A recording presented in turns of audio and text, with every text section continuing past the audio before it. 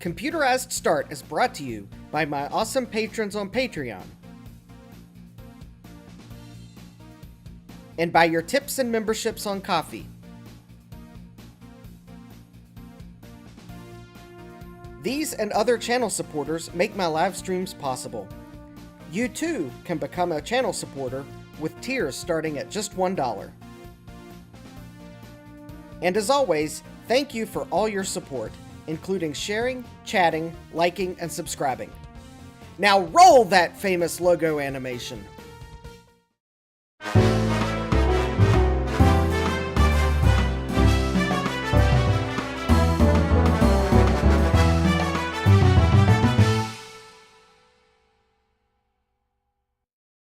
Good evening and welcome back to Computerized Start Live. I'm your host, Justin D. Morgan, and I did not get the workbench cleaned off before my image appeared. Oh well. I was trying to start on time. So, therefore, I started on time, but I still have an Atari ST monitor on my bench. Of course, it also appears as if I Gut Bomb just noticed my mustache. Thank you, Gut Bomb. Hi, Gut Bomb. And hi, Mike's Future Retro. Although Mike says he'll be here around 10:30. Looks like we have a light group. So, therefore, I guess I will have that moment before I start to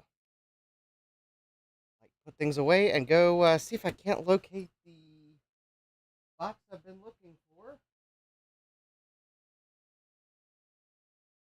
That I thought I brought downstairs.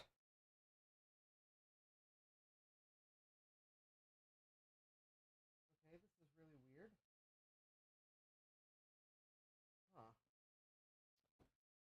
Seems as if I might have lost a... Oh, Mike says he's driving to work. Ah! Yes, it seems as if I might have lost a regret. That's not good.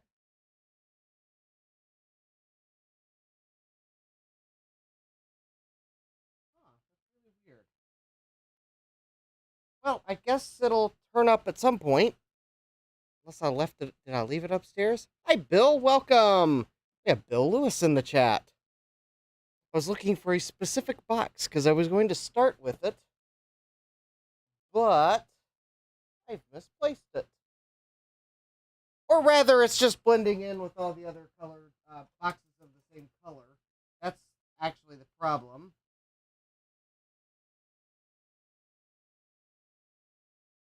Huh.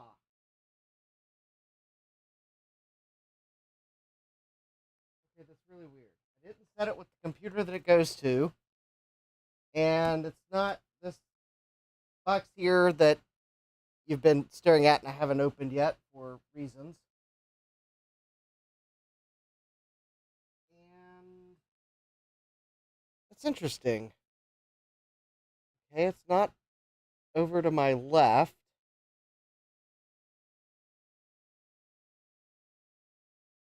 Well, that's very interesting what I did with that box. Well, I guess we'll just have to start with something else. All right, I think I know what we'll start with.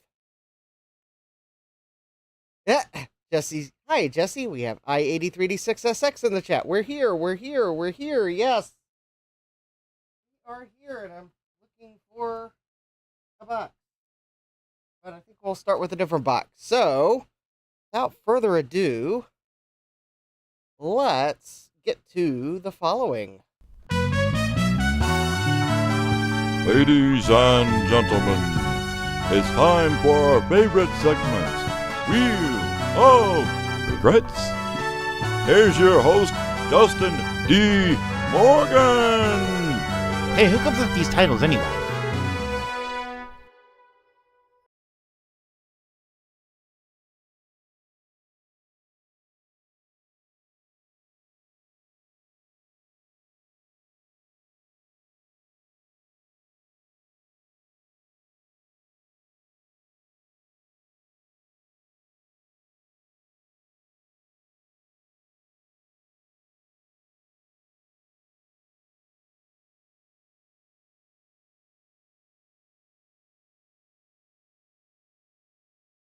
That's weird. I somehow accidentally muted the audio, even though I don't remember hitting anything.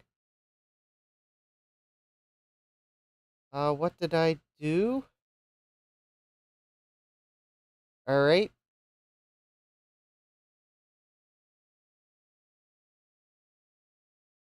Alright, so as I was saying, I don't know when we lost audio because apparently I somehow hit a mute button.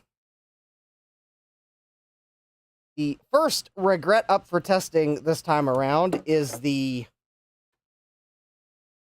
compact LTE floppy drive that came postage due, and I had to pay it. So we are going to... Oh, Cupom says as soon as the song ended, but it's back... Oh, okay, I know what happened. So I mute the audio while that plays, because otherwise you'll hear me ruffling things during the song. And I guess what actually happened is I forgot to unmute, or I missed the button to unmute. So sorry about that. So yeah, the first item up for testing is this compact LTE floppy drive that I bought that came postage due. Had to go pick it up, and the seller refunded it. So let me go grab a compact LTE and go take the Atari monitor and set it to the side while I'm at it. And we will see if that floppy drive works.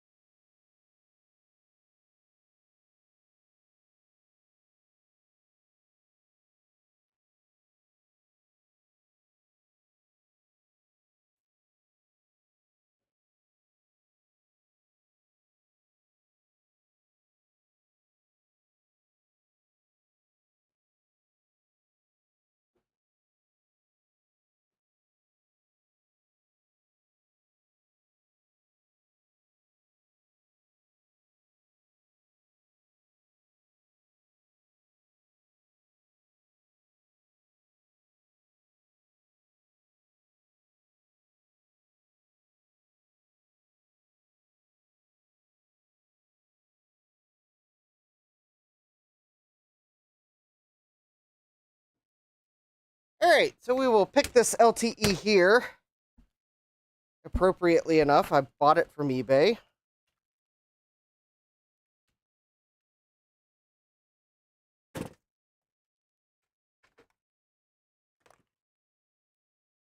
So we will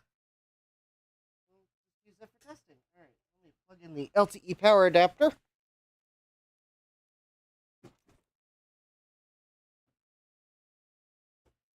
All right, we will first make sure the LTE is working. It should be. The one I took to VCF East.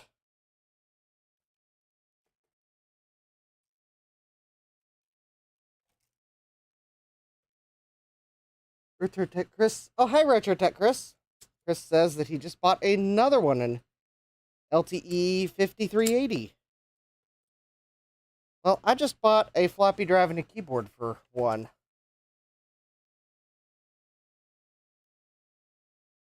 All right. I have enough LTEs, but I do not have as many floppy drives as I would like, because I have a bad floppy drive.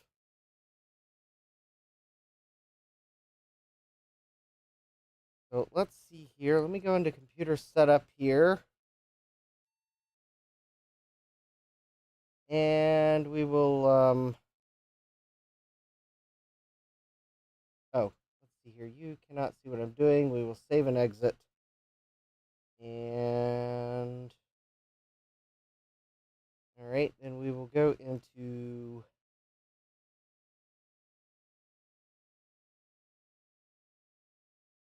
I think as soon as I get into DOS, I can set my screen to go to the VGA port. It is working. Oh, wait a minute. I am on the VGA port. Hold on.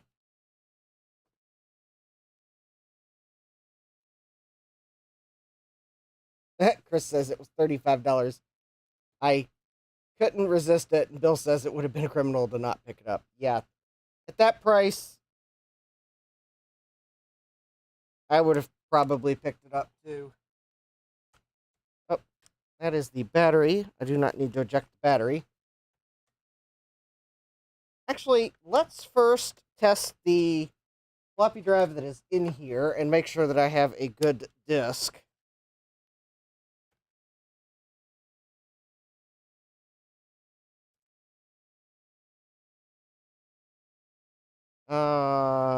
Let's see here.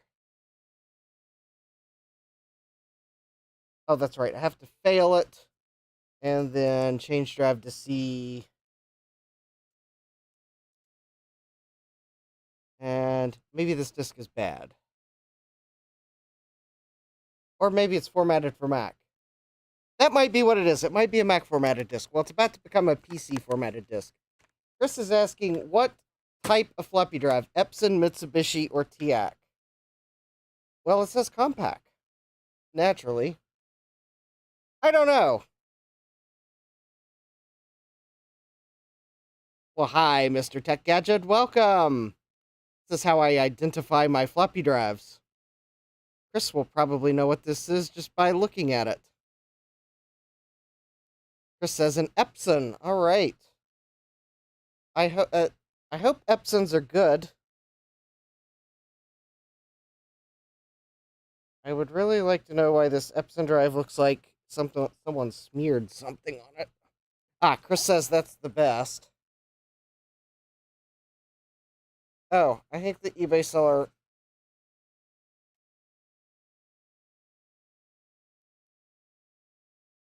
Oh, no, it's just really glossy plastic. That's weird. Huh. Okay.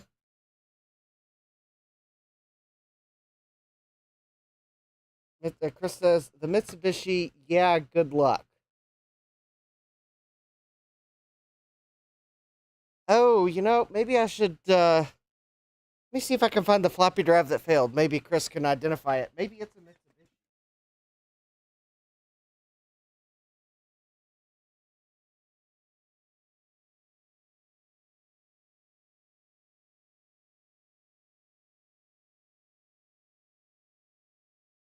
Let me see if I can find another floppy disk, because I'll know which one it is if I try to put it in the drive, because it will not take the disk. That's the failure mode.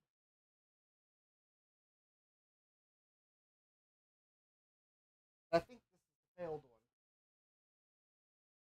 Oh, here's a floppy disk.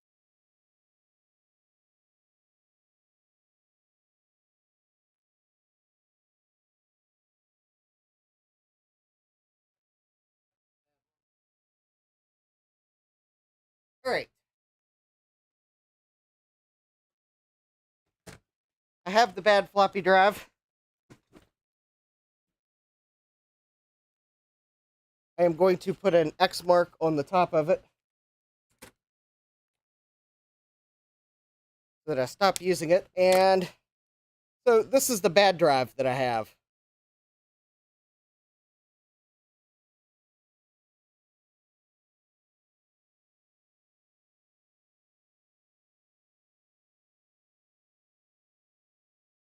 And if anyone's wondering,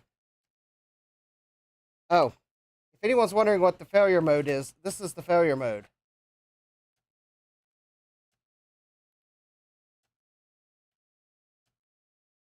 Well, maybe we might open it up. Chris says it's probably either a Mitsubishi or a TIAC. If it's bad, probably a Mitsubishi. Chris says, oh, weird. Yeah, it's like it will not take the disk. All right, but that disk did format in this floppy drive. And how about let's copy I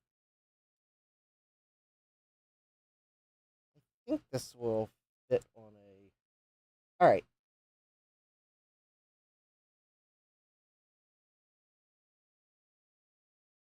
No, that'll require me to remember the xcopy parameters.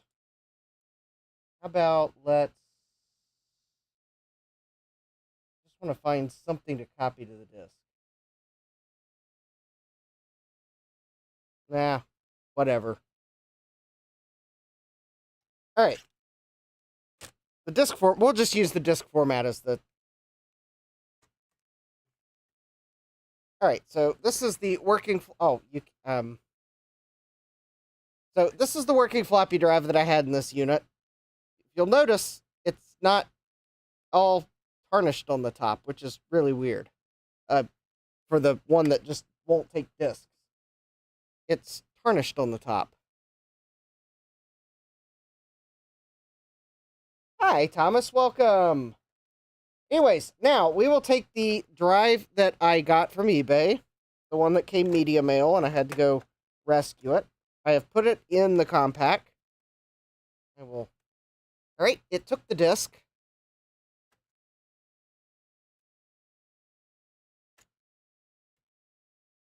All right, so let's see here.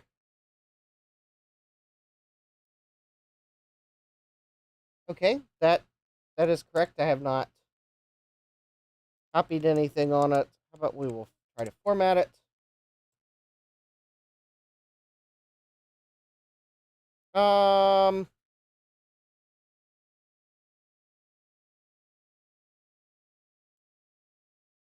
That was a mistake. um, Kids, always make sure you put the correct drive letter in your format command. Yeah, that's one of your images, Chris, so it's not like I can't recreate it. I'll just have to reimage the drive. All right, we will go into oh no. No, we will not go into oh. I left the floppy in the drive. Chris says, well, that was one of my images. Oh. I know every geek has accidentally erased a drive at some point or another.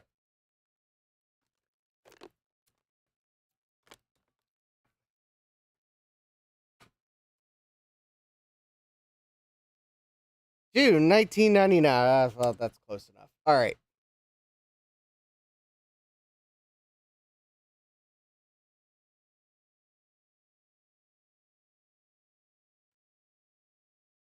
Chris says boot it might recover it. All right. Well, we'll go back into boot it and see if it'll recover it. Other than the fact that I did do a /u.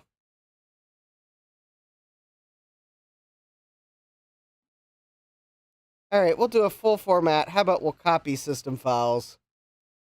We'll click start, and then I will lament formatting the drive, and I'll just have to probably write another compact flash card for the computer. Hmm.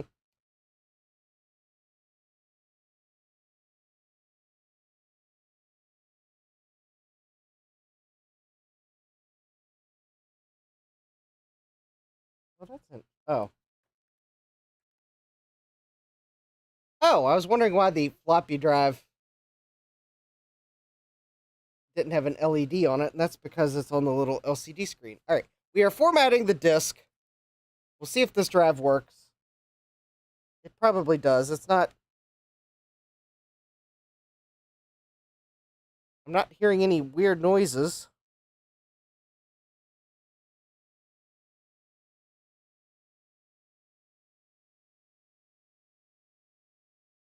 I'll go ahead and write my note. Let me see if I can find my painter's tape. No, I don't see my painter's tape. Probably moved it.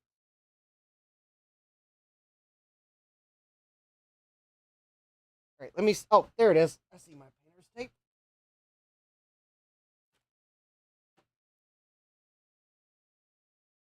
Hopefully, that will be the only time tonight that I accidentally format the boot volume. But luckily, this laptop had an image Chris set up, so it also had a Windows 95 partition that was hidden from MS-DOS.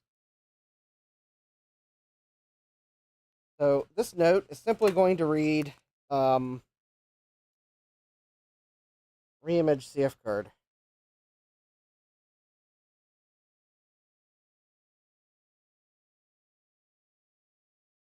And in parentheses, format C:/U. And that will hopefully remind me what I did. All right, and there we go. We've got a boot disk, about little under 400K of files used by system files. No bad sectors. That matches the format we got with the other drive in DOS. So how about, kind of like Mike Tech does, we'll actually boot from the floppy disk. All right, we will restart the computer.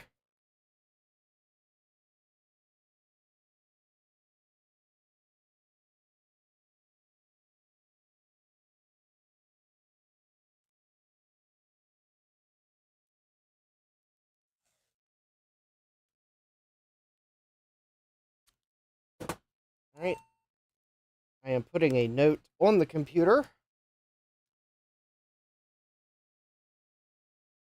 just reminding me to reimage the CF card.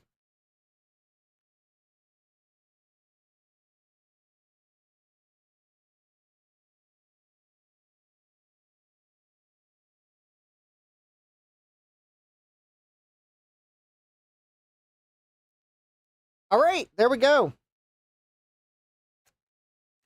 All right, I'll set that to the side.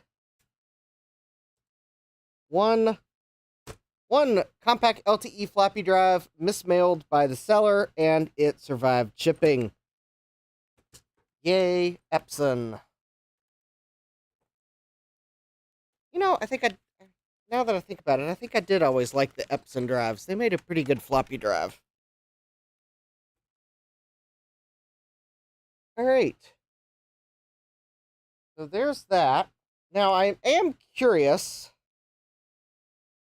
Curious minds must know, and in a Wheel of Regret stream, because it's quite possible I bought the LTE that had this floppy drive in it from eBay, the place where I buy the things I later regret. How about let's take the opportunity to pop the top off, and we'll see if this is a... Well, if I can find my screwdrivers. Uh-oh. All right, my iFixit toolkit is upstairs because I was trying to swap some hardware around some PCs. But I should still have my other toolkit down here somewhere.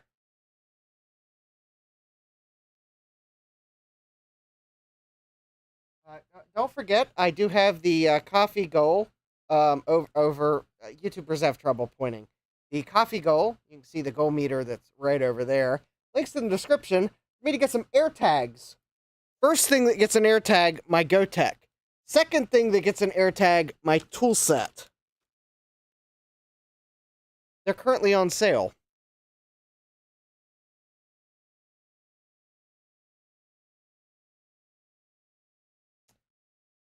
Oh, I probably... No, I don't think I took it upstairs, because I think I would remember that. Wait a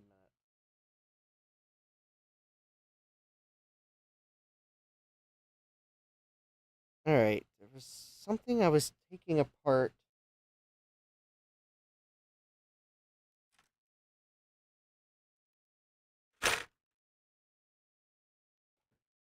Alright.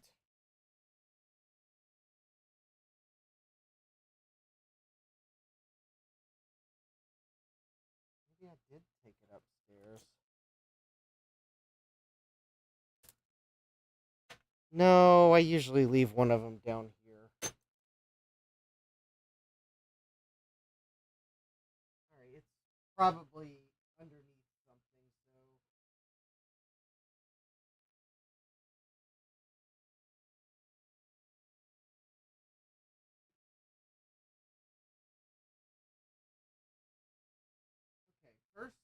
box that I know I brought downstairs. Now the tool set.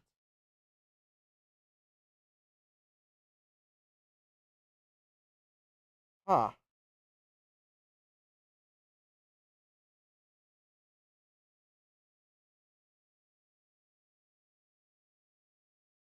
Yeah, let me see. I've got some screwdrivers down here somewhere.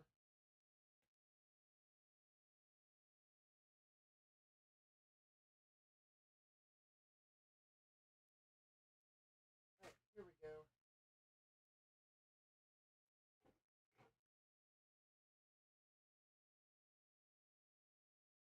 It's a backup set, and I've done something with.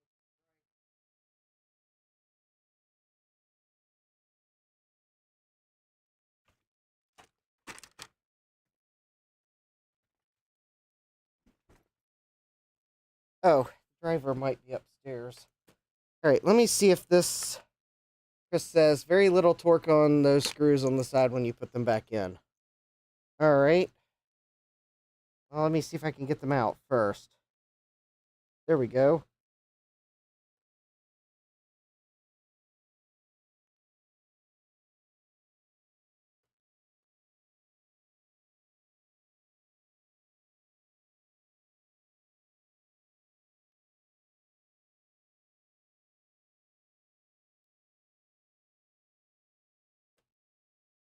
All right. So there's that piece. It's just held on with 3 screws. That protects the ribbon cable. And then I think we're going to have to remove these other 4 screws to get the metal shield off.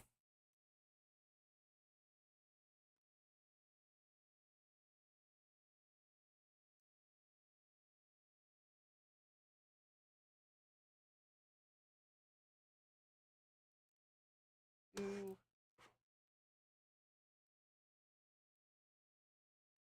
right. And place your bets in the chat if you think this is a Mitsubishi or a TIAC.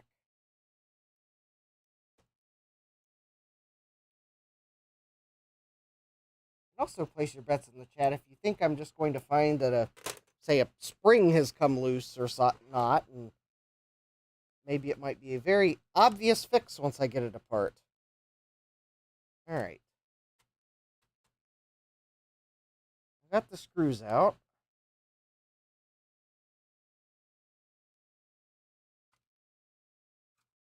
There we go.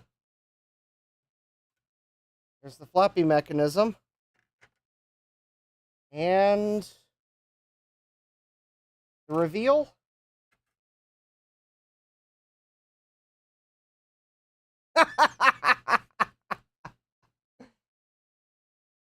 Mitsubishi strikes again.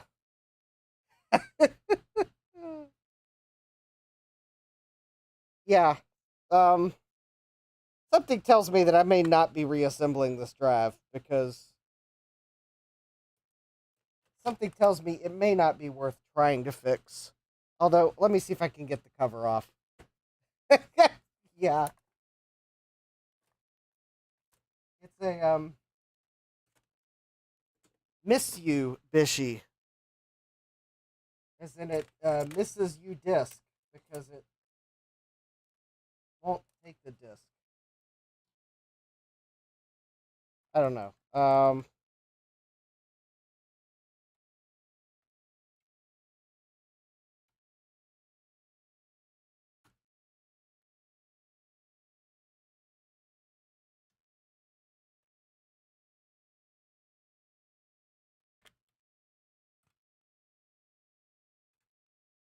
There we go. I got the cover off. Let's see if we can see if there's any obvious reason why it won't take the disc. So we put the disc in.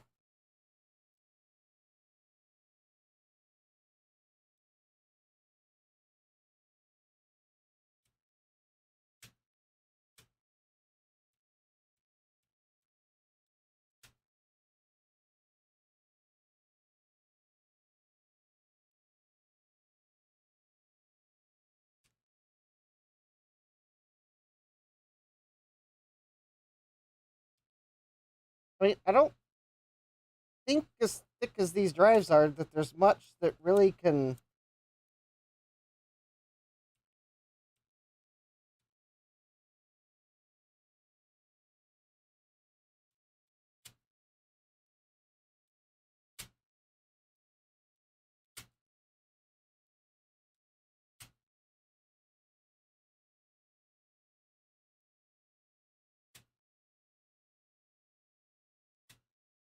Huh.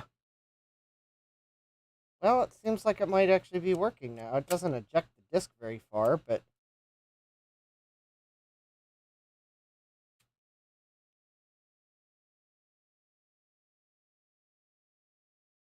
I think it might be a lack of lubrication.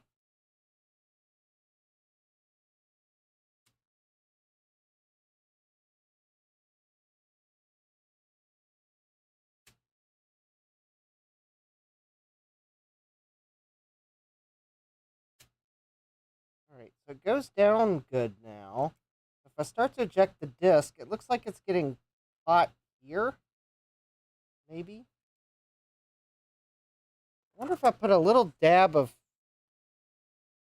white lithium there. A little dab. If I can find it. Oh, found it.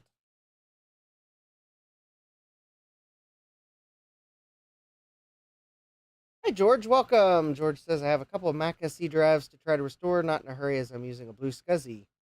Jesse says, lubricant. Yeah. Let's see if we can turn this lubricant into a lubrican.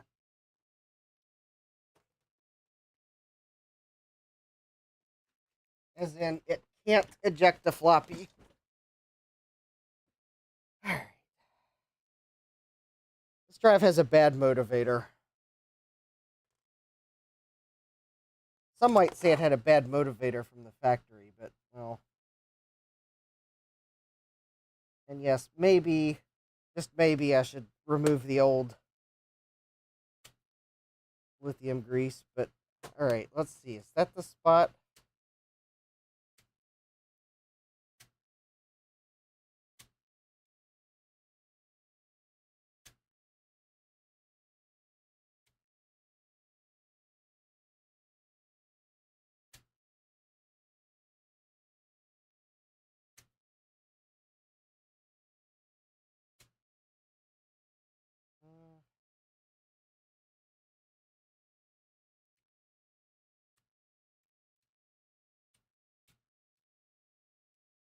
Hey, I think I might have potentially fixed it enough to find the next problem with the drive. All right.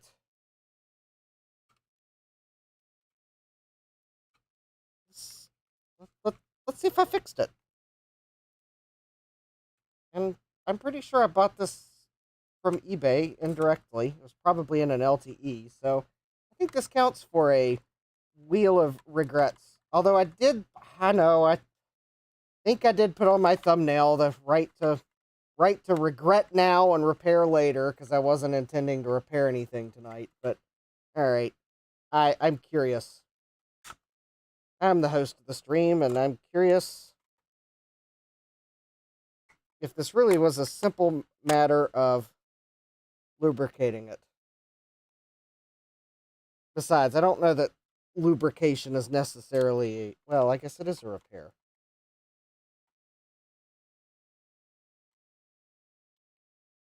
All right. Well, it's as far as I'm going to go with this drive. If lubricating the drive didn't fix it, then too bad, so sad. I'll put it in my repair pile. Let me see here if I can't. There we go.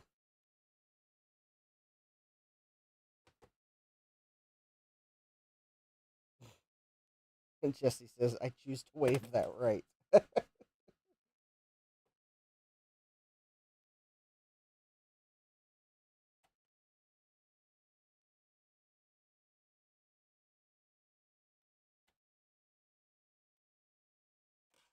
Well, Okay, so it's not the most motivated of floppy drives,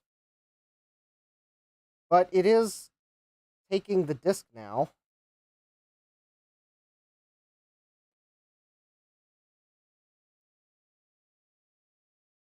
So I'll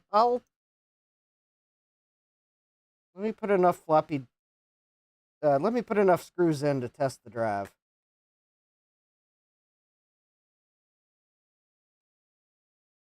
Which I think the only ones I really need to put in are enough to make sure that the connector doesn't go all wonky when I put it in.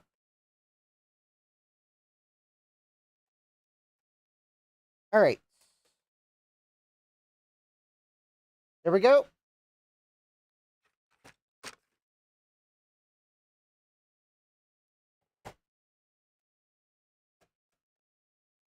All right, so our good floppy drive is out. Our Mitsubishi floppy drive is in. I am going to put the DOS disk I formatted in. I will plug the VGA in, and then I will try to see what I did with my power adapter. Oh, here it is. I even left it plugged in the outlet, so I just need to plug the LTE back in.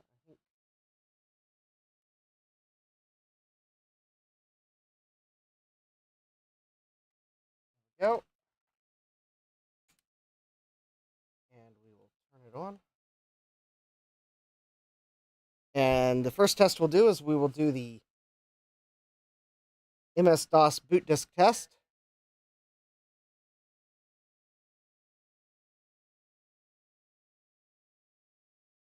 It seeked. It beeped.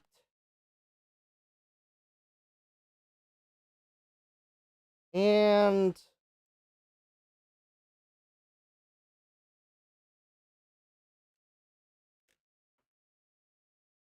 it did not boot from the disk.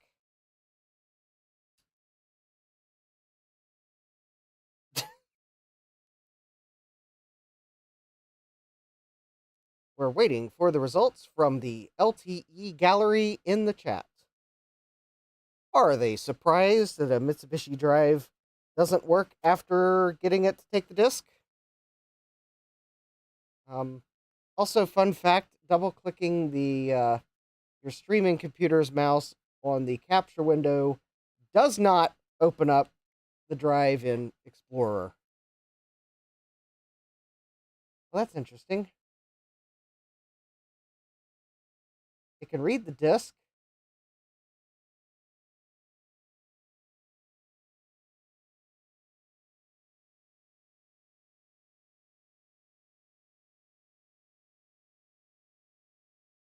Ah, yeah, George, it's boot it bare metal. This is an image Retro Tech Chris made for me, so he would expertly know what boot manager it is. Maybe sometime I'll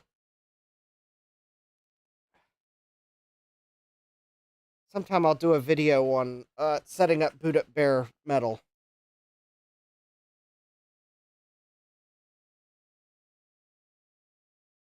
Because it's actually a pretty nice boot manager. And now we're booting from the floppy disk. Maybe I just didn't have the floppy disk seated well. I don't know. Weird. Go figure. All right, so I fixed the Mitsubishi floppy drive. For now, I'm sure it'll aim to misbehave. All right. So what I'm going to do, because the drive no longer needs an X,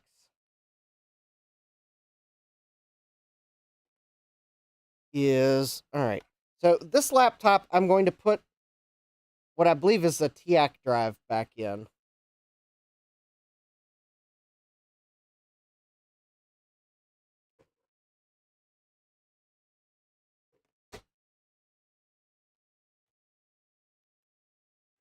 At least it's a drive that better matches the case condition of my LTE here.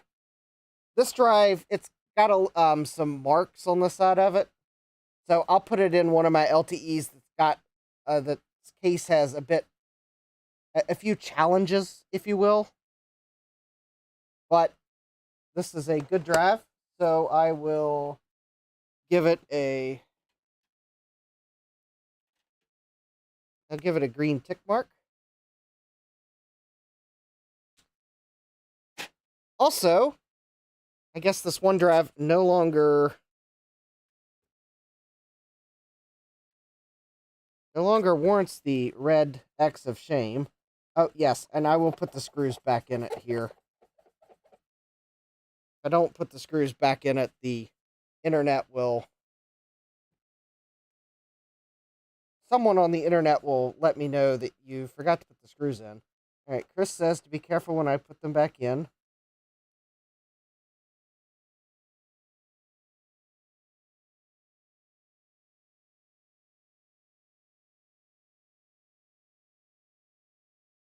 So I screwed them in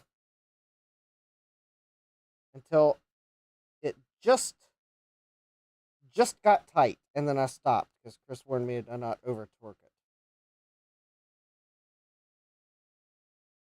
And I slowed down when I thought I was getting close. All right, there we go. That's probably tight enough.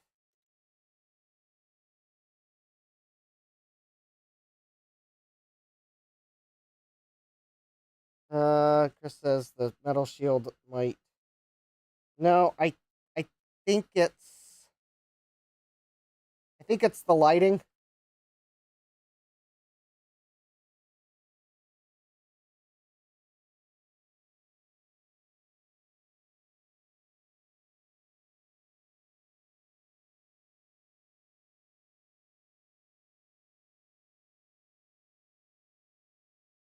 Is it?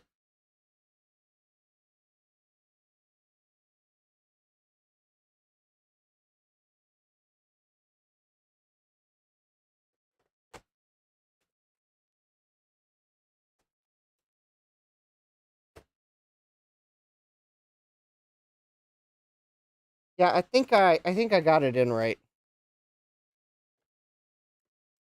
Okay. Yeah, I think I got the layering correct. I don't...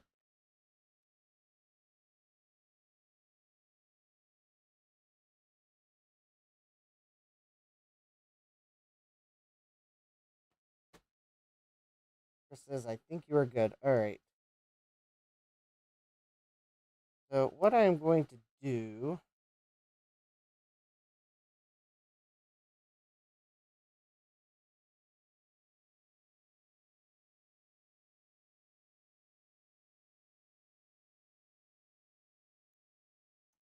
Make sure I got these screws in. That one should be good.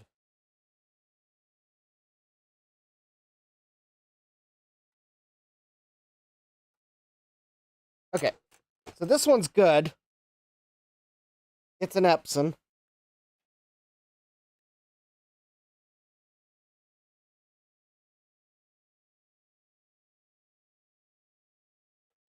And I'm going to write that on that, so at least know.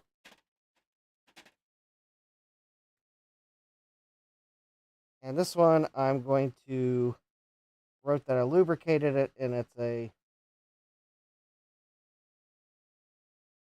Mitsubishi. And the reason why that's in yellow is that's to remind me that, well, my color code, that will remind me that Mitsubishi's not the better drive. So that one's a green tick mark. It's an Epson. So there you go. I actually got a Mitsubishi floppy drive working for now. It will probably fail again at some point in some new and novel way. Yeah, Chris says Epson is the big square button on the bottom. So that's an Epson LTE floppy drive. Oh, big rectangle button, he says. Yes. And then the TIAC and Mitsubishi look the same. So you have to take it apart to see what the label says. So there we go. One floppy drive tested. Now, you'll also remember I bought a keyboard from that same seller. That would require me to find my LTE with a marginal keyboard, so that one I'm not going to test tonight. I will deal with that when I figure out which LTE has the marginal keyboard. Okay, so that. All right, there's one item down. I had an idea for the next item, so let me go grab it.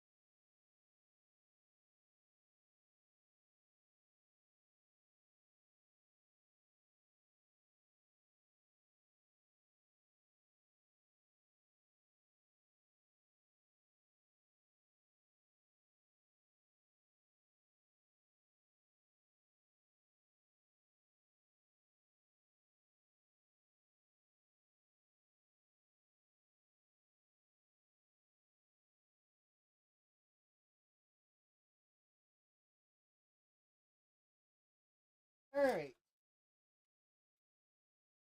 Looks like I found that. Oh wait, I think I might have just found the box I've been looking for.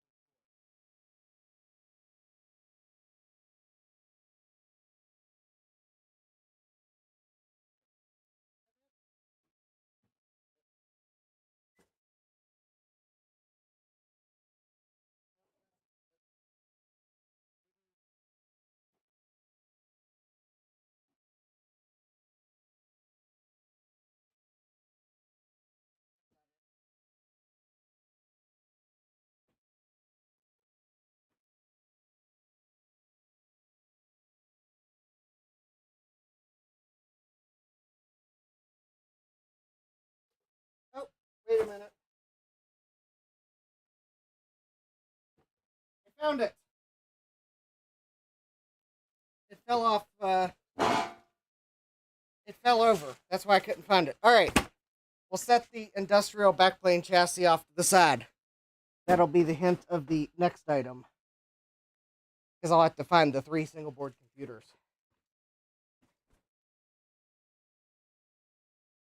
George is asking, what happened with the scanner? The scanner is sitting to my left. It is untested. I will have to I'll have to test it somehow.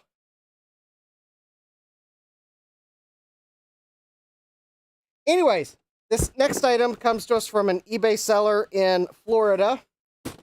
So, hi to all my eBay sellers and viewers in Florida. If we get down to it, we may look at the scanner tonight, but Capcom says, if that's a VIC-20,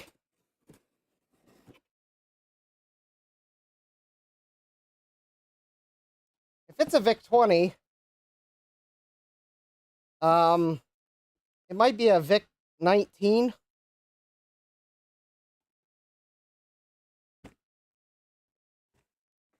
Also, whatever this is, I'm pretty sure it's not on Prime, but it is here because I physically have it. And I'm not sure this really came fast because it didn't come Prime. Yeah, it was grounded. It was ground disadvantage. Anyways, here we go. It's even packed less well than I would have hoped.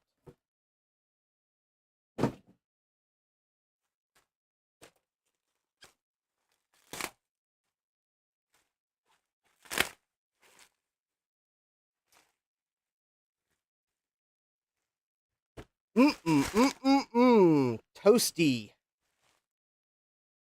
We have an Apple IIe keyboard. And you might be wondering why in the world I ordered an Apple IIe keyboard. And I will tell you. In fact, let me go grab the Apple IIe.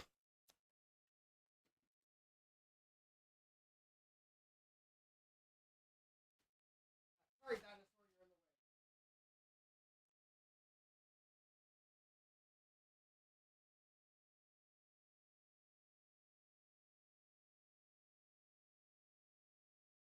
Lucky for me, when I deflate his ego, he quickly inflates.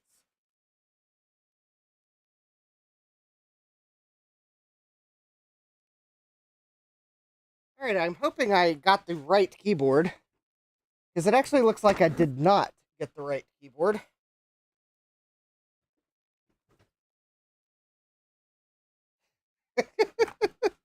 um, well, it'll work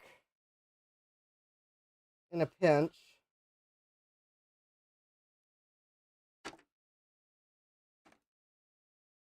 Well, I bought an Apple IIe keyboard instead of buying keycaps because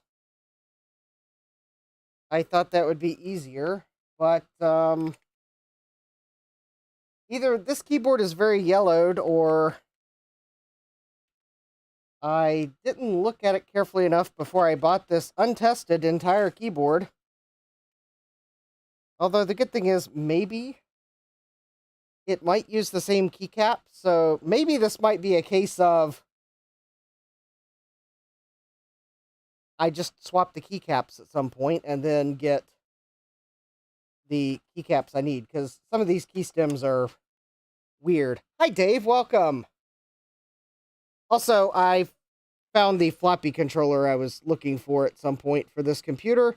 I'll have to get a new thumb screw, but I knew I had a floppy controller for it. But let's, well, you can see why I got a, George says that looks like a platinum keyboard. It probably is a platinum keyboard. Let's take a look at what keyboard I should have bought.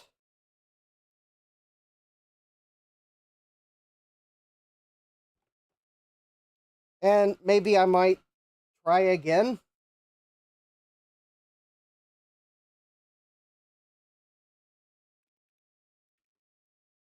I guess I can also test the keyboard, because even if it is the platinum keyboard, it should still be electrically compatible with the Apple IIe, because I am not aware that the newer keyboards, for example, used different scan codes or anything like that. So I think we can still test it, even if it's technically the wrong keyboard.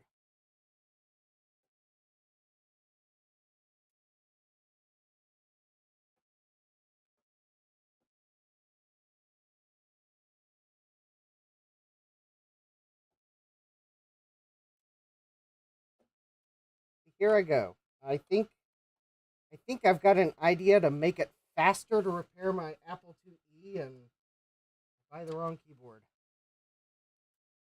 We have Ron of Ron's Computer Video. Hot 2E motherboard pan action. Yes.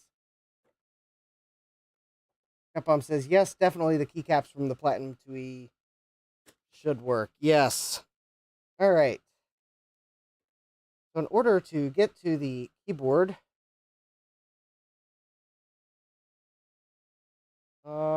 is there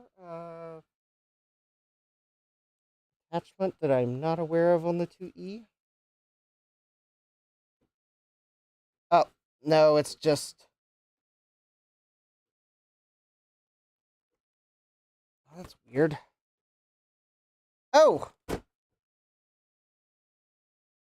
That would be why. Ah, yes. There are two screws I forgot about.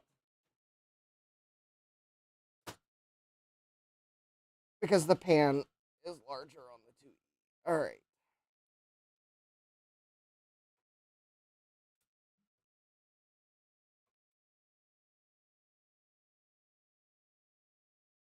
All right, now I should be able to drop the...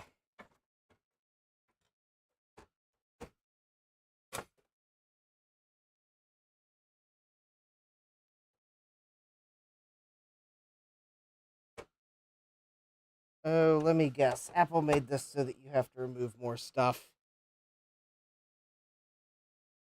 Thomas says, is this a new Apple IIe? I lost my glasses. This is one I bought from Tom Barber at the swap meet. It's a keyboard I bought for it, but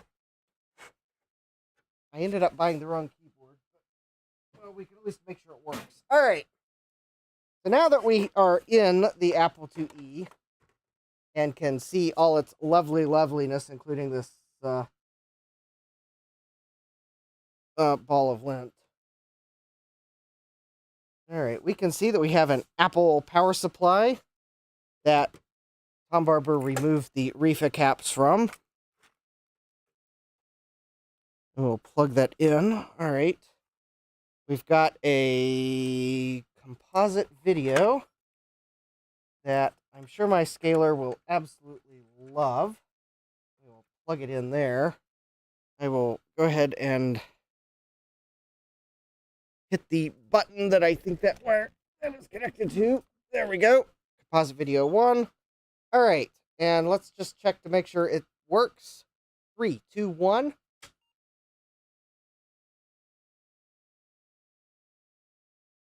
There we go.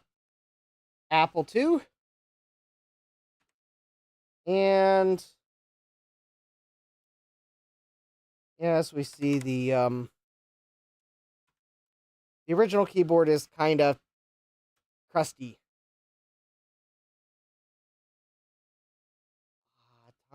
George is asking, is the keyboard in the machine the Datanetics one? No, I don't think the Apple IIe uses a Datanetics one. I think that you only find in Apple II, like early Apple IIs. I think by the time the Apple IIe came around, Apple was using a cheap keyboard.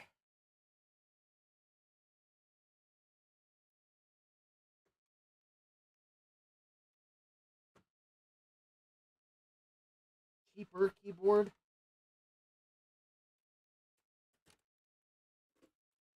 This one I bought off eBay that I think is actually to a platinum. It looks like it was made by... Well, it says Apple on it, but I have a feeling that label's might be covering some details. All right, this keyboard... Oh. Okay, now I think I know why this keyboard has so many problems.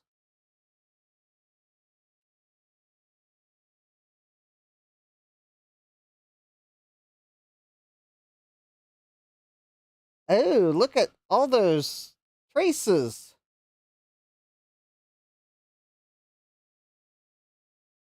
There. Yeah, there's switches that are circled, and there's traces that are... Thomas Armstrong says that looks fine. I don't...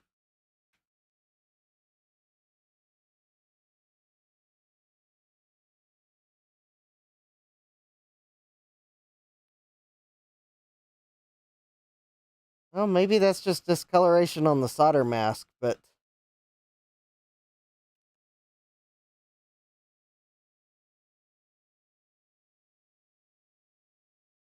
Thomas Armstrong says, couple days of repair is good as new.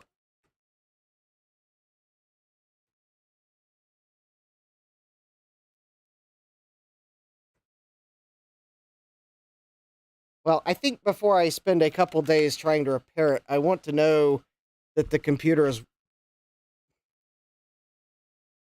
Well, I think I know the computer is working, but...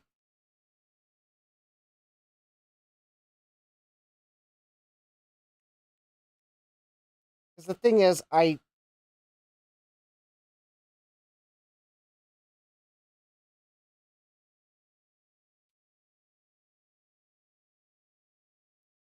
Hold, please. I'm trying to... Where does this cable plug in? Oh, there we go. All right.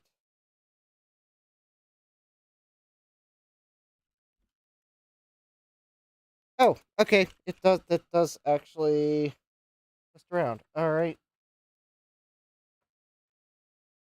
There we go.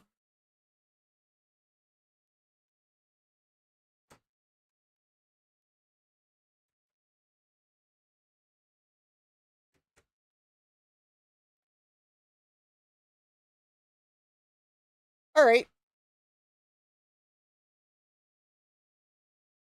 Well, I'm not going to repair the old keyboard tonight. This is Wheel of Regrets testing. So the keyboard that I just bought, now that one's fair game for, oh, the power light works on it. Look at that. There's already one thing that's working better. We have a power light. All right, so let's see if the keyboard works. I will engage caps lock. 1, 2, 3, 4, 5, 6, 7, 8, 9, 0. Dash equals, already good. Q, W, E, R, T, Y, U, I, 0P, bracket, bracket, slash. That looks good. A, S, D, F, G, H, J, K, L, colon, da, da, da, and return. Syntax error, Z, X, C, V, B, N, N, N. Uh-oh, the N key does not work. M.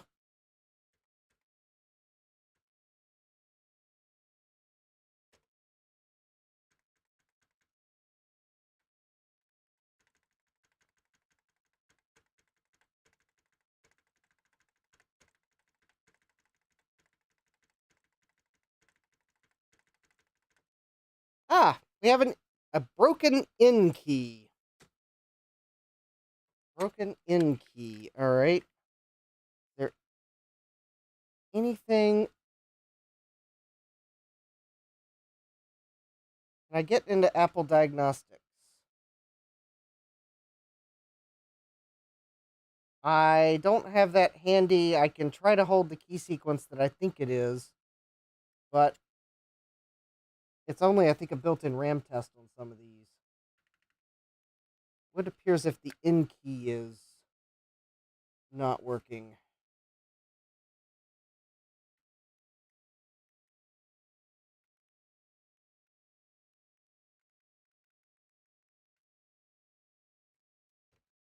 All right, I can find my key puller, key cap puller.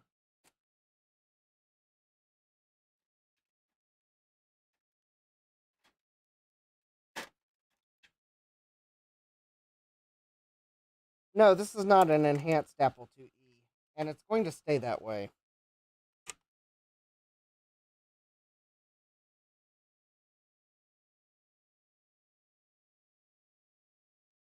So, oh, I guess to answer my question, I can't use the keycaps from this keyboard to fix this keyboard because they're different key stems. So I will, well, so I have, Thomas says you can just unplug the keyboard. All right, well, first let me see if I can't rejuvenate this key here with some contact cleaner.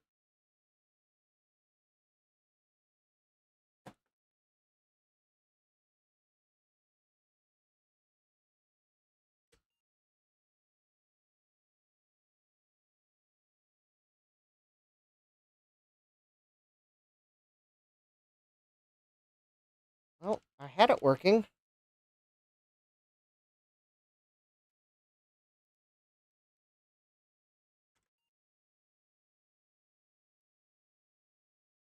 Well, there we go.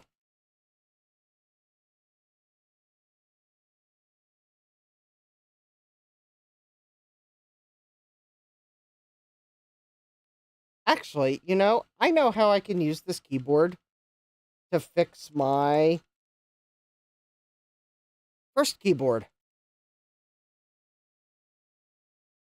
Now that I've fixed this keyboard, which was sold as untested, I can sell it as a tested repaired keyboard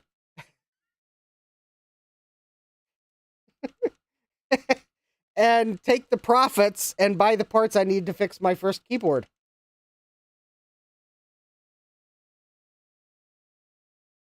Well, okay, maybe it's making a fool of me. The end key is not.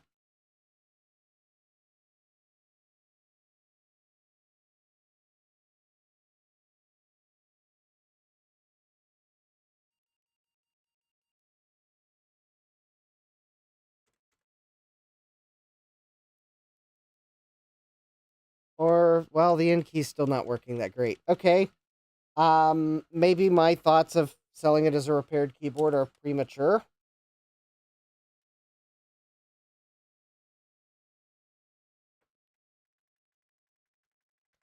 The end key's not working. All right. Thomas says, though, we can get into Apple Diagnostics by unplugging the keyboard.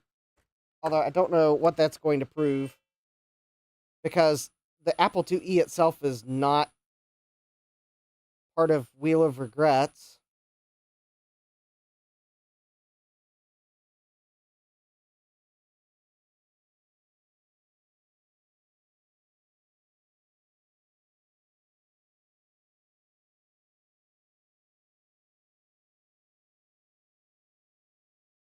Dave says dirty contacts. I put some contact cleaner in the keycap.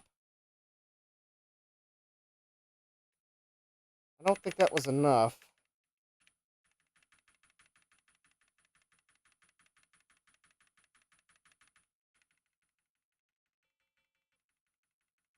All right, well, I guess what I'm going to do.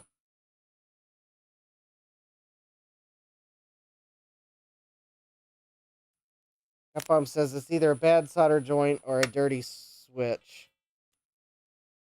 All right. Okay, in key unreliable.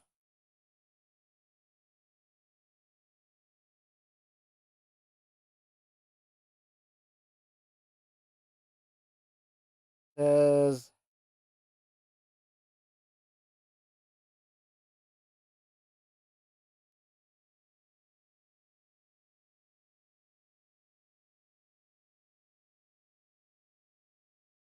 all right, well,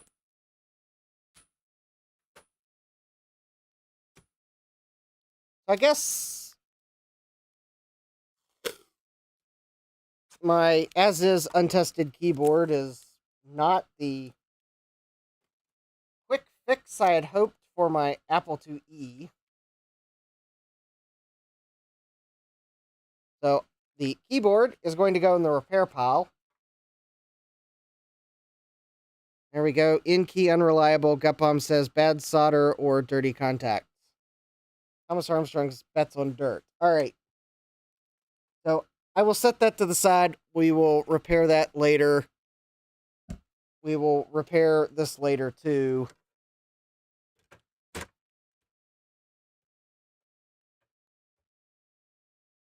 Because this keyboard is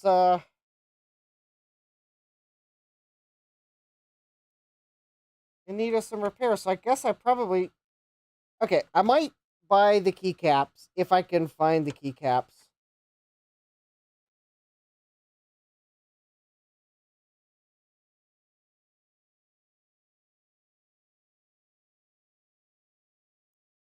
But I'm not going to buy any key switches until I have a chance to take a look at the potential trace damage on the keyboard.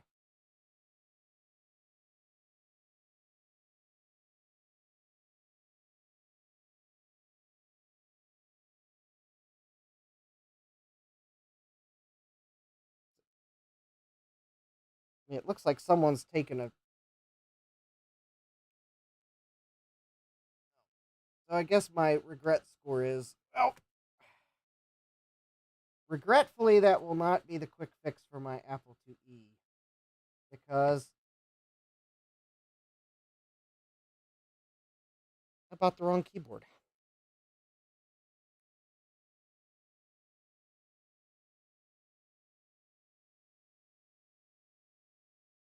Because yes, I saw it. It was listed fairly cheap.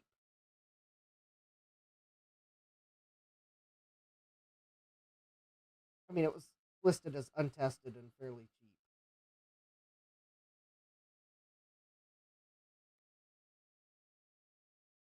And I was like, okay, worst case, maybe I can use the keycaps. Best case, I just swap keyboard. Or best case, I could use keycaps. Worst case, I can use key stems or parts from it.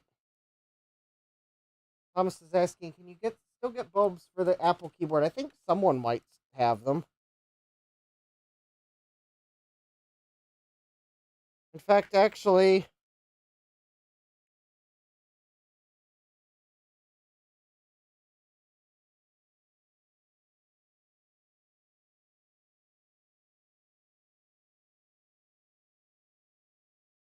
oh, I was about to say maybe the bulb that was in this keyboard's the same as the other one, but no, it's not. Or oh,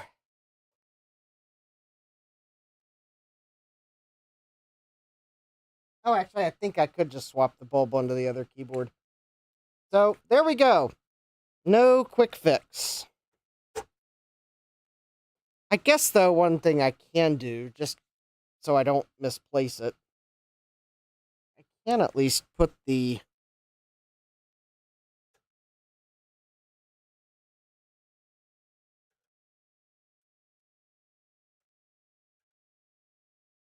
this controller in.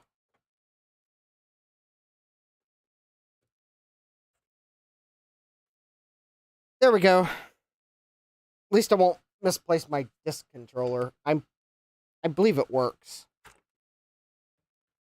Because I think I used it on another computer. In fact, I might have used it on computer just because I was trying to troubleshoot something.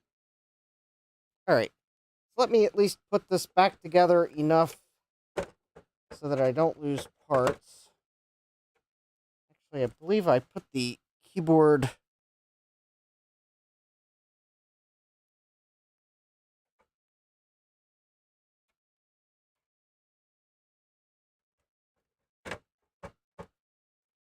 Oh, that should be fun. There we go.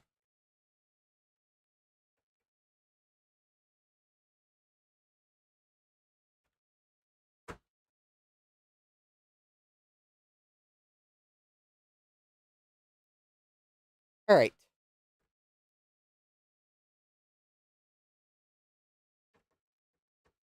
So I guess my repair notes still stand for my Apple IIe.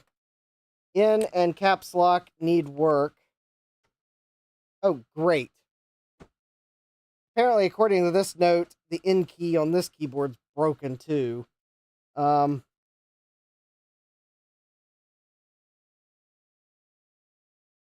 I need a bulb. And I'm hoping when I turn this right side up, I find that I wrote that correctly, because otherwise that'll be embarrassing. Reactive Micro might still sell the bulbs. There might be other places too. I suspect it's just like a 5 or 12 volt light bulb. I'm sure someone sells them.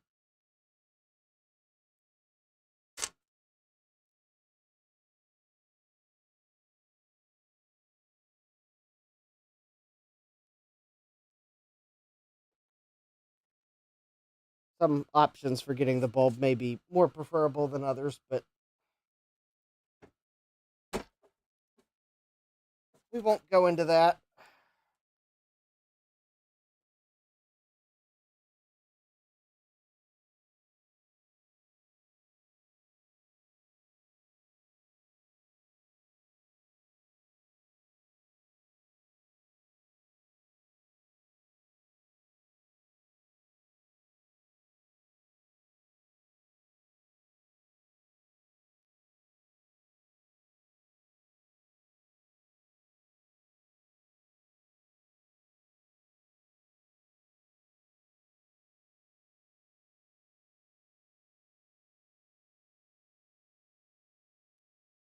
Okay.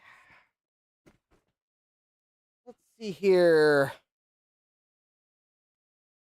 Thomas says Mauser used to carry them up. Of course, I would place an order with Mauser this evening and then realize I need parts from them. Always happens. Always. All right. The next potential regret involves needing an industrial chassis. Let me see what I've got in here. I've got a Sound Blaster card sitting there. Oh, that's right. I was probably going to... Oh, yeah. I was probably going to use that Sound Blaster card with the single board computer that's in here. At least that was my thought. All right.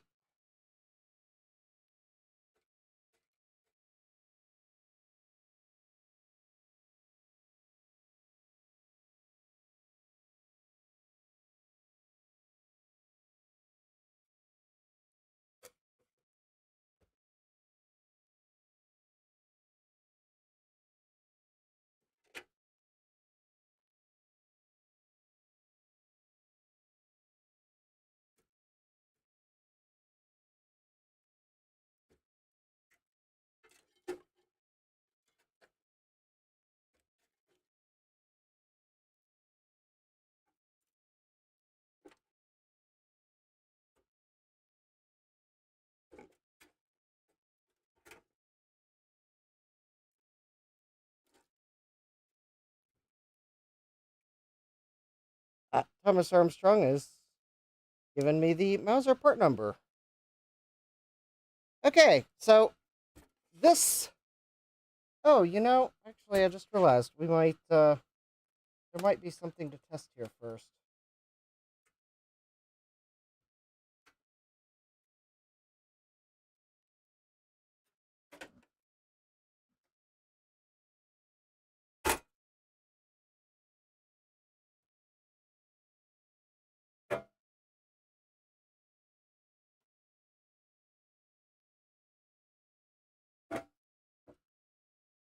So you might notice that my single board computer here is a little bit sad.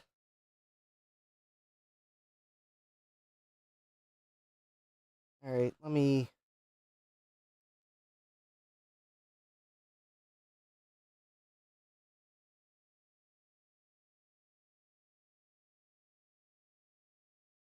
So I guess if you're looking at the chat, Thomas put the part number in the chat.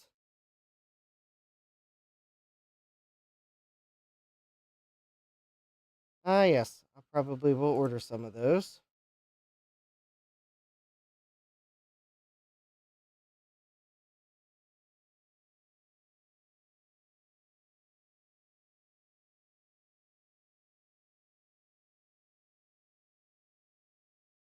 Because they've been discontinued.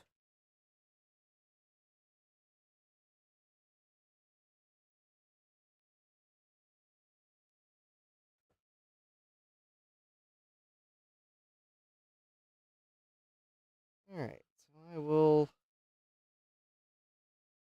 One way that I make sure I order something I want to order is I just go ahead and add it to my cart. So I will probably order at least 10 of these, because that's a pretty good quantity break.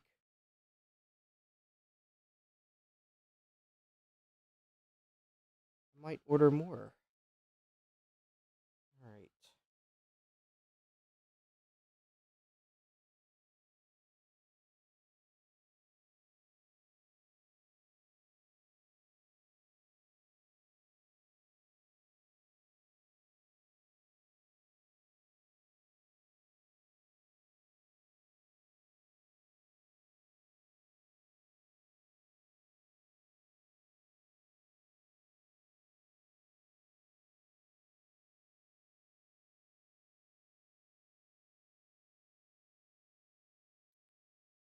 Ah, yes.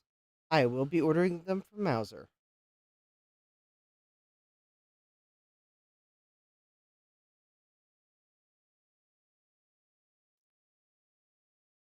I just looked out of curiosity. The other option I mentioned doesn't even carry that part. And all I'll say on the matter is, if you do order from them, their terms of service are worth a read. That's all I'm going to say. Pure factual statement that you will definitely want to read their terms of service. Ah, yes. And it looks like for this single board computer, I bought another one of the same fans like that was on it because of course I did, even though it was an awful fan. Thomas says Mauser has like hundreds left. Yes.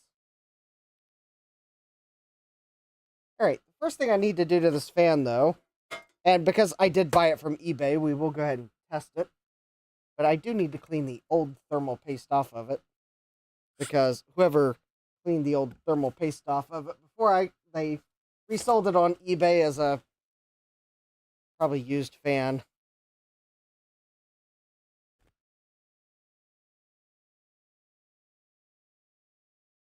I mean, I said it got bombed because you probably should read the terms of service of any website you order from.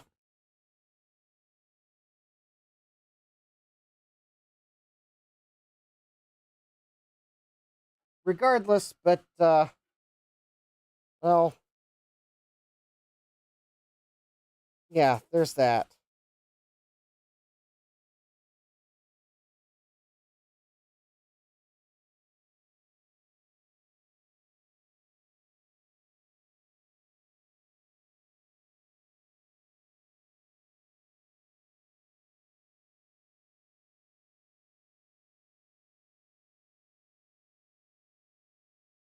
There we go.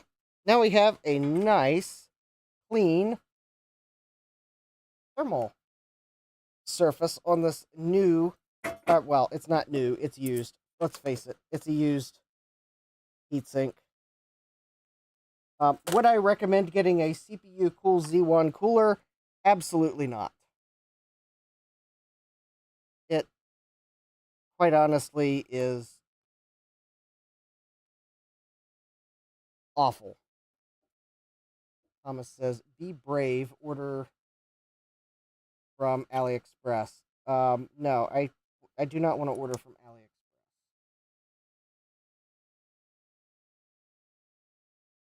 There are other of the websites of the same type I've ordered from and regretted even more than eBay.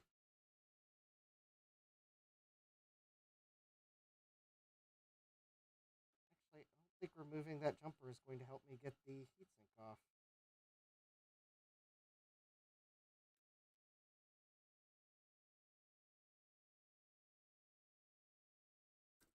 There we go.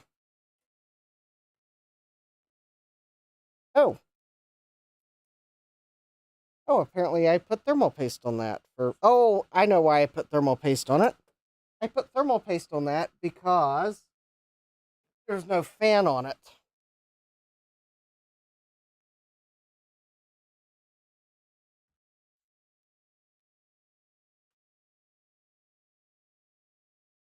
Yes, the other site that I had ordered from that is a lot like AliExpress, they would be next on the list in the alphabet. They're not getting free advertising from me, so we'll just say that you go from A to B. Well, I think pretty much everything I ordered from them was garbage. So they're not getting any free advertising from me. If you want to know which one it was, you can ask me privately after the stream, because they're not getting free advertising from me. And you thought I was talking about Temu. Nope. I definitely will not order from Temu. I will not shop like a billionaire. Actually, you know, most billionaires, at least from what I've read, actually, at least some famous billionaires, actually shop more like a um, thousandaire. Like Warren Buffett, for example, I believe he just drives a Chrysler or something like that. I mean, you would think a billionaire like Warren Buffett might. Well, I mean, maybe he does. I don't know that he drives, but maybe he, or at least when he was driving, I think he drove like a Chrysler or something. George says many billionaires shop at dollar stores. Yeah, exactly. But I don't know that billionaires would actually shop at Timu. Um, I think they might actually shop at, be more likely to shop at a normal department store than Timu. I mean, I could be wrong. This is the most horrible retaining clip. The only reason I got this heatsink is because I was afraid that I would never be able to get a different. And George says probably go to outlet malls. Yeah, exactly. They didn't become a billionaire or a millionaire by wasting money on everything. They came a millionaire or billionaire by, for one thing, probably spending wisely and investing wisely. Gupum says billionaires still shop at Timu. Yeah, you're probably right. Well, I I would rather shop. Yeah, I'm putting safety glasses on because I'm afraid I'm going to spring this retention clip into my face. I am having trouble getting it on the.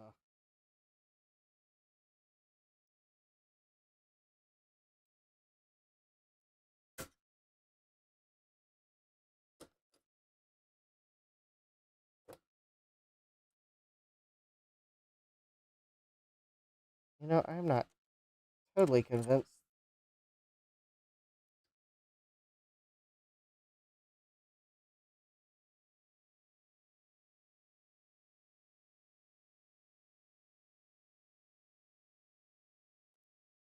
Yeah, Warren Buffett and Dairy Queen. Yeah. Oh, what's that? I got. All right. I don't even know if this. All right, let's do something here. Yeah, they may order from Timu. I realize that that is true.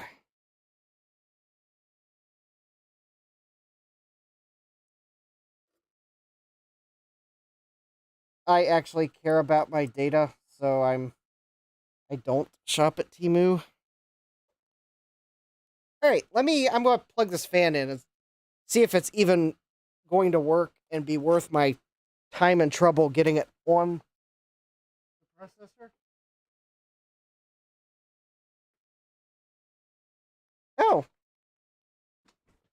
there we go. Oh, actually,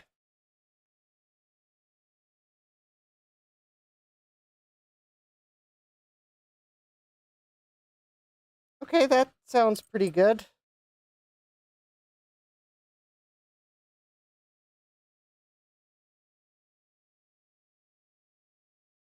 Maybe have this thing backwards. All right, let me see if the clip is even in the right place. That might be the problem.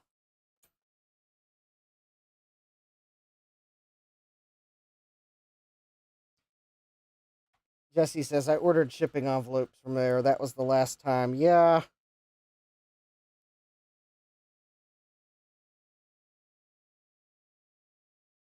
Maybe that's the problem. I'm not sure I have the clip in the right place.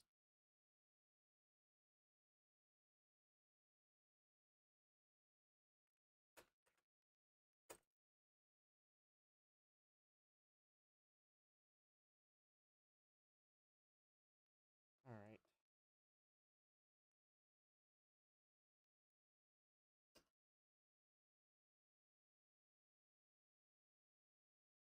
But then again, I'm looking at it, and unless someone's removed the fan, No, I think someone has removed the fan. All right, let me see if I can get the fan off this new one very carefully, because I think someone put the clip in the wrong, took the fan off at one point and put the clip in the wrong spot, because I think it's too far over.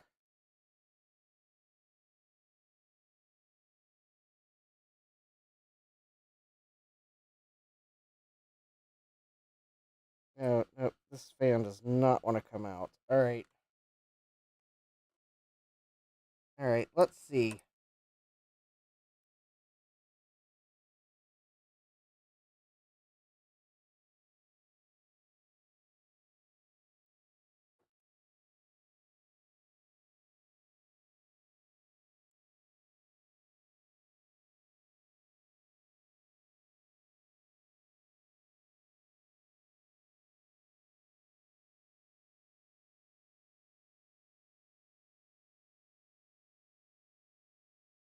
There we go.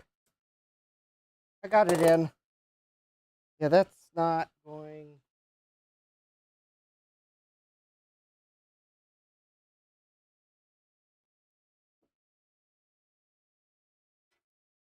I'm not sure how. Oh, okay. One problem though. Not sure how well it will be visible on camera, but that fan is not making contact with the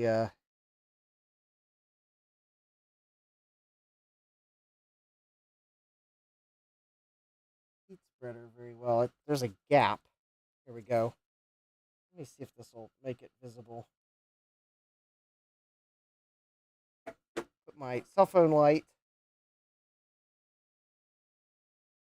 Oh yeah, there we.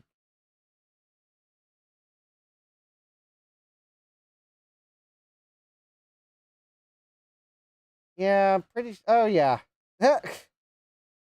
Well, considering you can see light between the heatsink and the processor, I believe that's a fail. Hi, Socket Wrench. Welcome.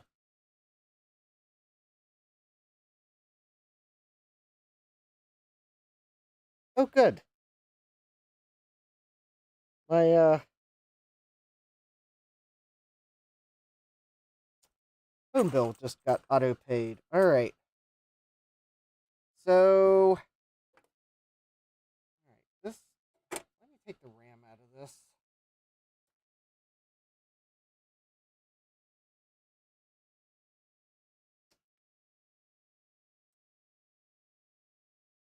Okay. So this fan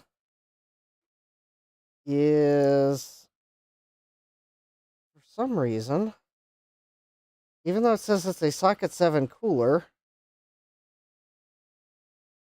it is not making good contact with the processor. So let me put the original heatsink. I got an idea. All right. So here's this. That's the original heatsink. I think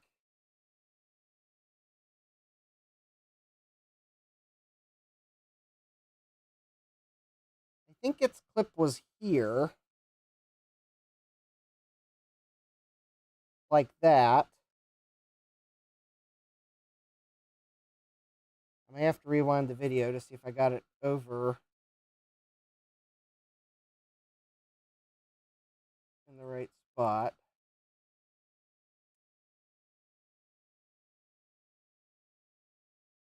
I think that's still, no.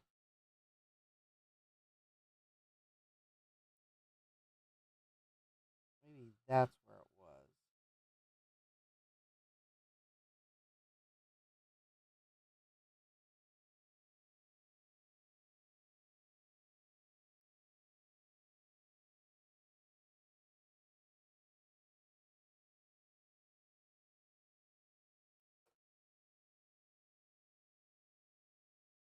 Hi, Mega. Yep, socket 7 MMX.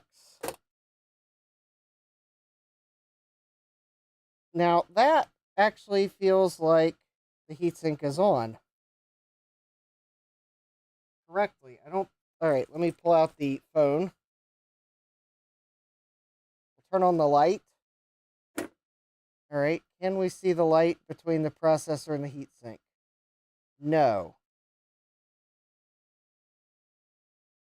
All right.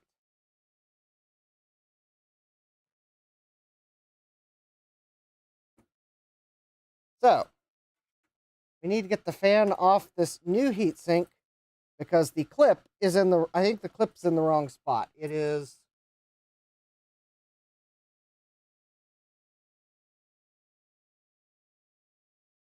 yeah, I think, uh-oh.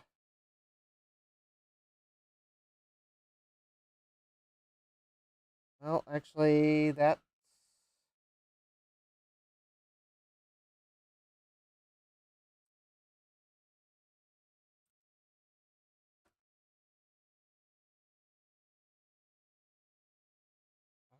doesn't seem like that.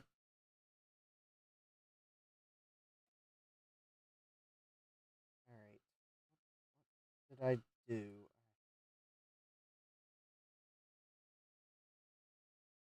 Apparently, I didn't get it. All right. Yeah, I've dabbled with the industrial board scene. Okay, that is. All right. I give up with this heatsink.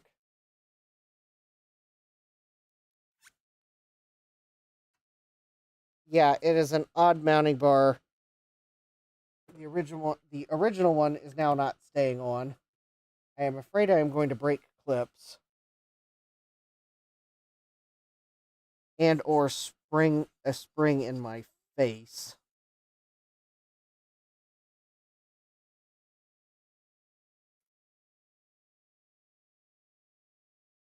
I'm thinking this heatsink maybe actually goes on a different style socket. I mean, it is definitely a. Actually, okay, that's the old one.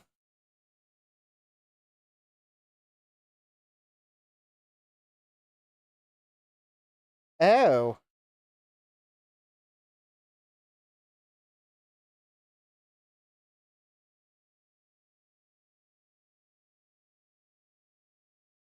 so if this is to be believed,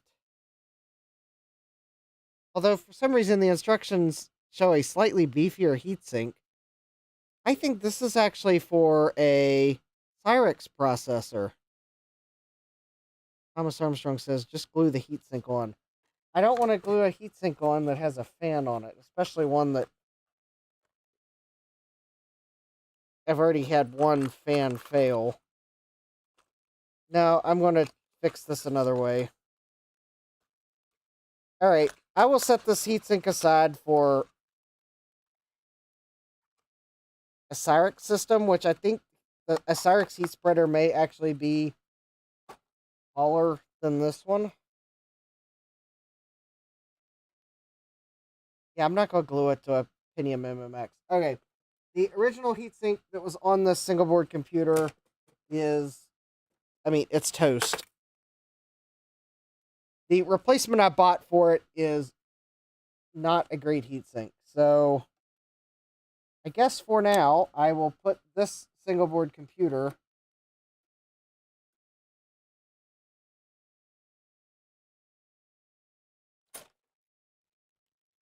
we'll put it off to the side.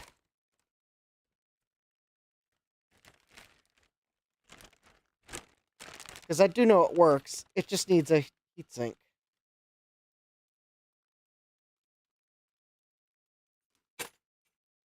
Alright.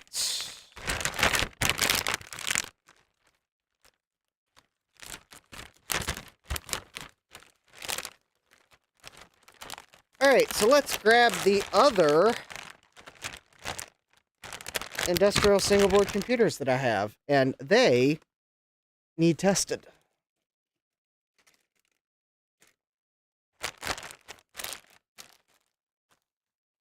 Alright. I'll set this one to the side.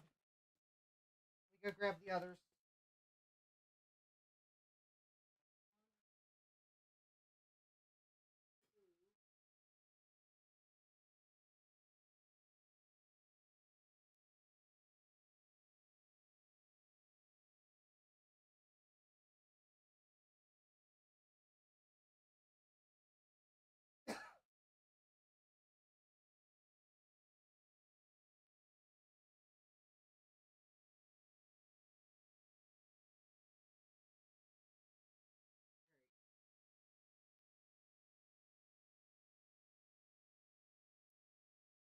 Oh, maybe it's just the two here. Okay. I was thinking I had one more single board computer. But maybe I don't. Or maybe it's over with the ATX motherboard that I have to test. I have a spare socket 7 heatsink somewhere. I'll just have to find it. It's just the problem is with that single board computer, once I put the heatsink on, it's probably not coming off very easily because there's mechanical interference with the clip. Oh, Gupbomb's asking about the saga with the eBay seller that sent me the wrong single board computer. Oh, I got a refund. In fact, I think eBay forced a refund as soon as the postal service scanned the packages in transit. Because I had a refund within seemingly within 15 minutes of the post office picking the package up. I had a refund notification.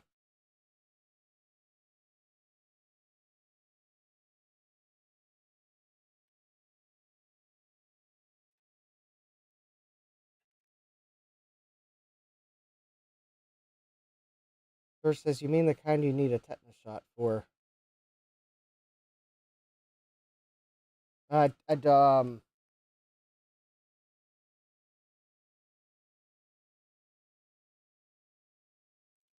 Okay.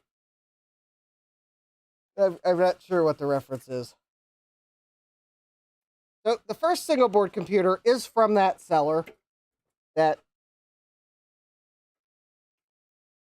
told me about a second single board computer they had. One that was very much different from this one. And then after I made them an offer for it, in fact, they had practically told me the price they would accept it for. And it was a pretty good price. It was an hour after I made the offer, and 40 minutes after they accepted the offer, they then told me, oh, you're getting, and then they named off some different auction. But I thought they were just telling me about the third single board computer they had listed. Because it was a really weird message. Lo and behold, though, when I actually got the single board computer they sent me, the one from the second offer, well, it was quite clearly a case of bait and switch, because they had sent me the message they had sent me saying that the single board computer I was the message that I thought was them telling me about the third single board computer, which I had no desire for, was actually them trying to tell me that I was getting the third single board computer instead of the second one that I had made an offer for. And then they tried to claim that they had told me before I made the offer they were going to do that, and well, we'll just say that I threw their messages in their face in the return request.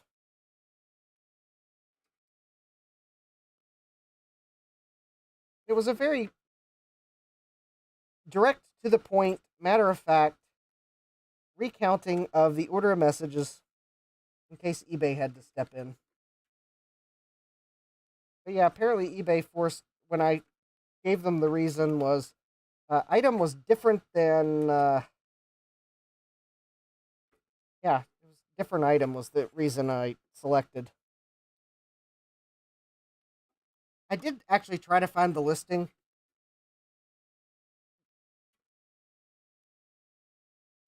of that other single board computer, but or the one that they had listed that I didn't bid on, but apparently they deleted that listing, so it didn't show up in it doesn't show up on an eBay search for completed listings.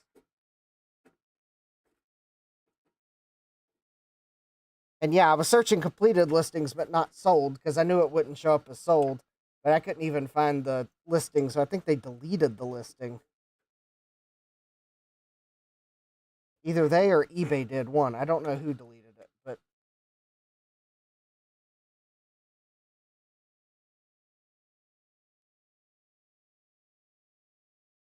Oh, all right. I've got a slight problem with this single board computer.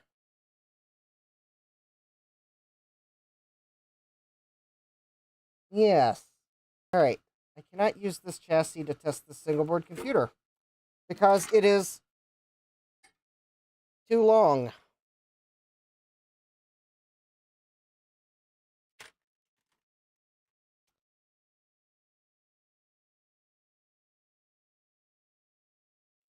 All right, so we will test the other single board computer I have sitting here. Oh, actually, there is a third one I have floating around somewhere. All right, this one did not come from that seller. It came from a different seller. It is actually a fairly new single board computer in relation. So that one I couldn't put in this chassis because the board is too long. It is a socket 7 single board computer with no onboard video. This one is a Core 2 quad single board computer. And I picked it up for like $40. It was like I thought it was a screaming deal for a Core 2 quad single board computer. And you know, this single board computer might also be too long.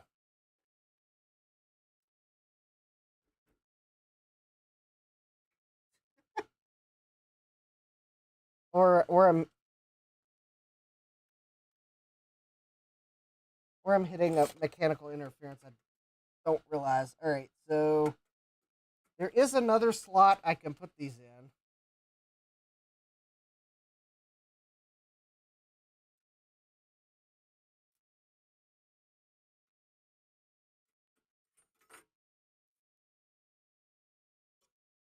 Maybe it's just too long for this. Maybe I'm actually hitting a. There's something on the back of the card that's Oh, I wonder if it's interfering with the brackets on the back of these cards. Let me try putting it in the other slot.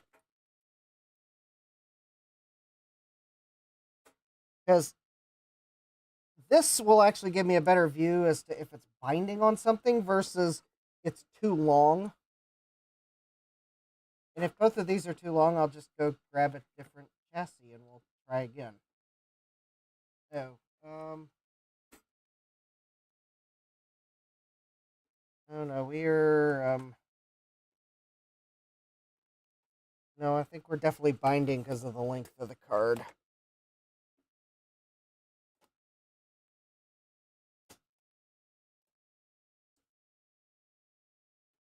Oh, no, wait a minute, no. Nope. I think...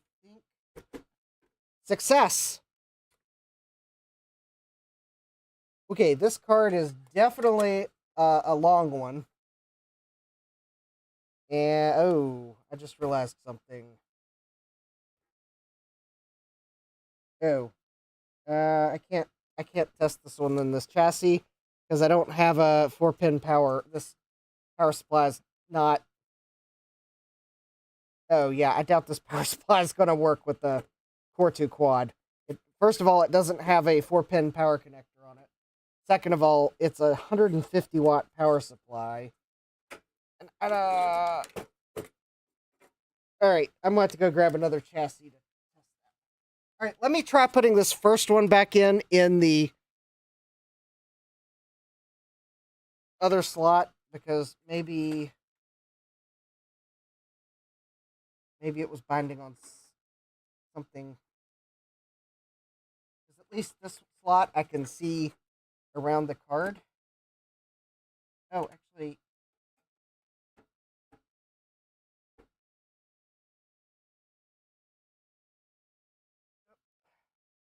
almost.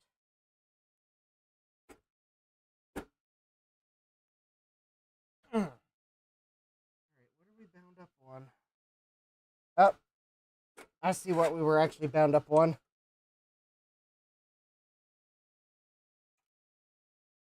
I couldn't see it in the slot all the way to the back because there was a shadow. I bet it goes into this slot now because I bet that's what we were. It was.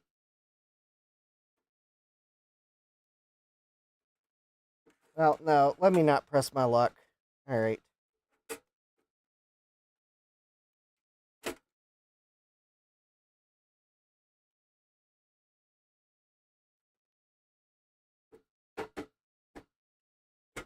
There we go. It's in. All right. Because you might be able to see there's a row of slots on the bottom of the case for the end of the card to stick through. And that, with that bent, it would not go through the slot. Also, I believe that's probably because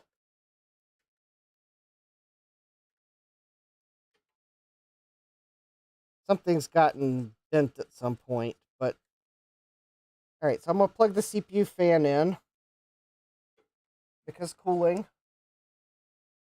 All right, also because why test one thing when you can test two things at the same time? I have this video card here.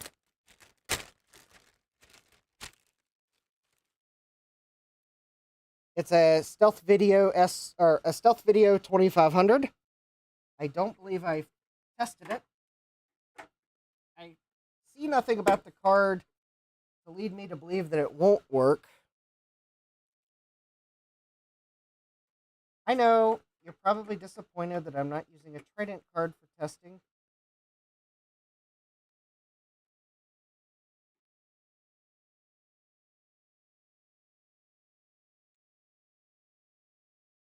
And the 11 o'clock hour hasn't arrived yet, so there's still time for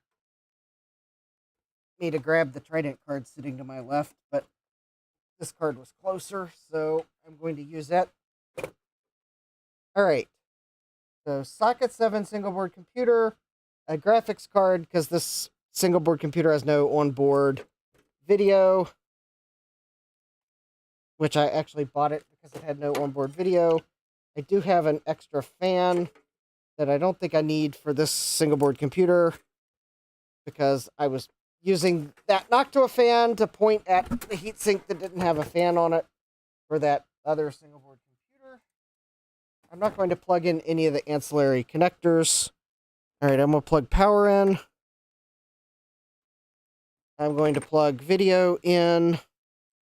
I'm not going to bother to plug a keyboard in at the moment, unless I have a PS2 keyboard within arm's reach, which may or may not be the case. I'll have to look. Right, let me put the video card back in. Nope, I'll have to find a PS2 keyboard. All right, smoke test. 3, 2, 1. All right. We don't have any smoke. Do we have video? We got flicker. No. No video. No. No video.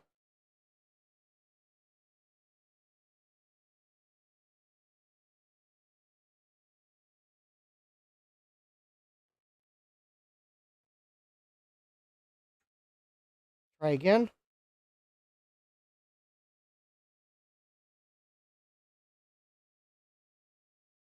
Mega says, oh, this one came out for PicMig 1.3. What are you using to connect the video? It's an Alliance Semiconductor ProMotion,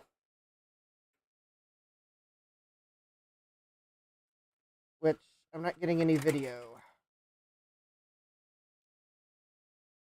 All right.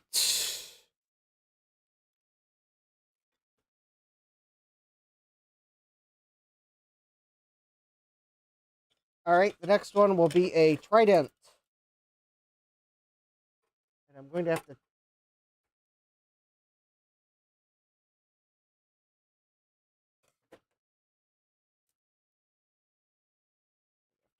slot cover because the Trident card is too long for the innermost slot. There we go.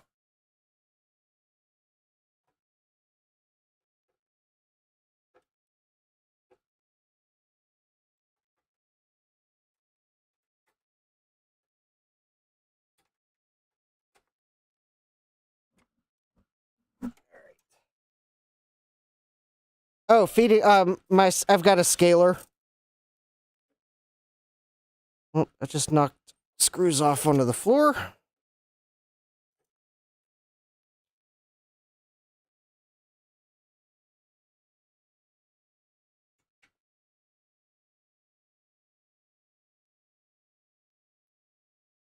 All right, so we have a Trident card.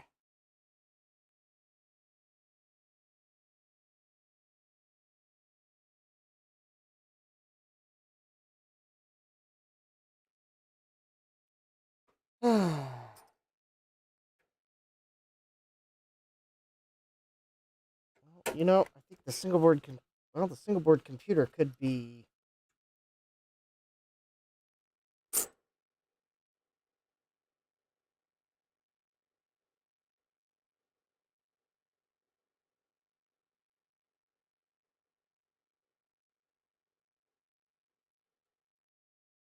All right, no post. Let me see if I can find the speaker connector.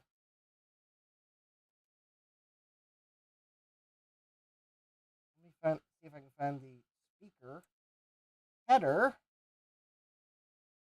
Let's see. It's probably not.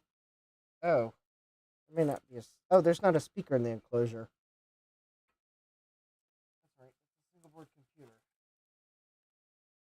There's no speaker in the enclosure because it's assumed that the single board computer has a piezo beeper on it if you wanted it.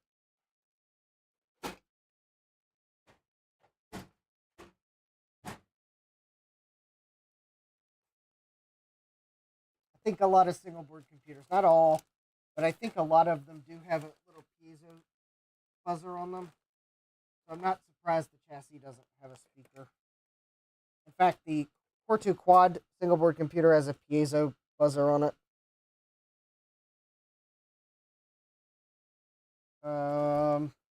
Oh, actually, this single board computer does too.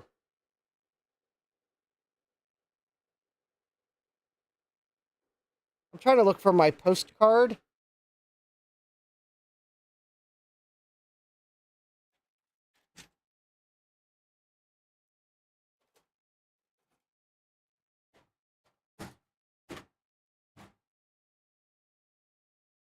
I found it. It's still on a motherboard I tested the other day.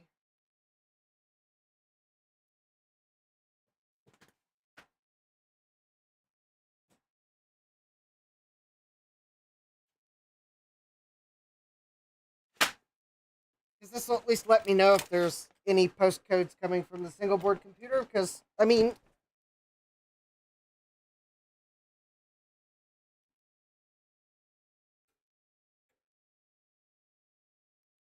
what's the chances this, yeah, this single board computer came from the seller that tried to bait and switch me.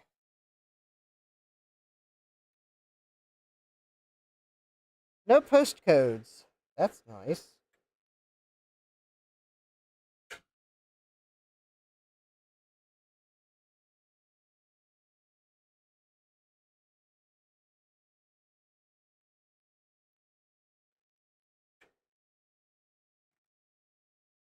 All right.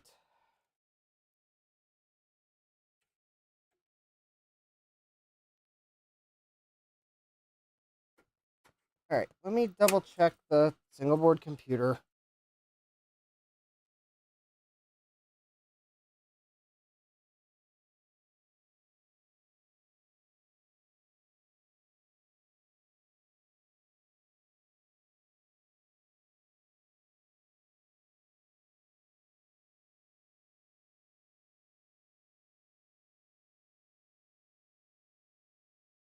Well, actually, one thing I could do, I guess, is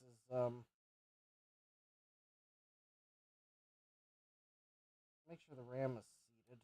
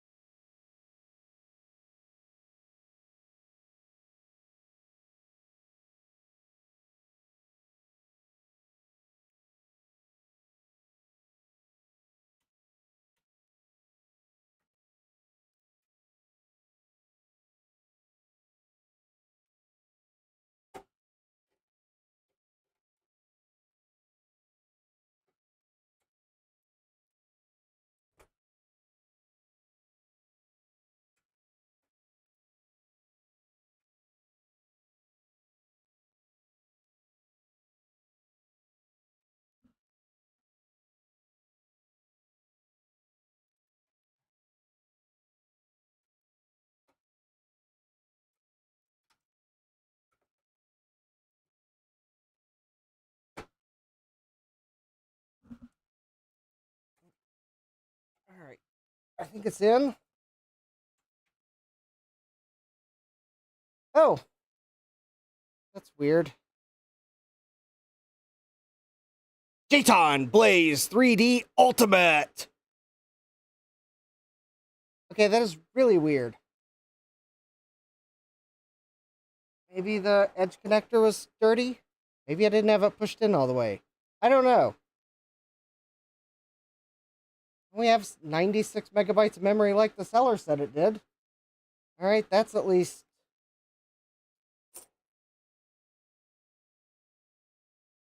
All right, I do not have a keyboard connected. I do not have a compact flash card connected because we need to run benchmarks. All right, before anyone fears that I'll be searching for a compact flash card for the next 10 minutes, you're not. I see where it is.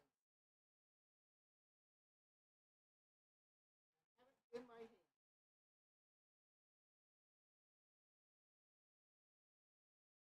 For the keyboard.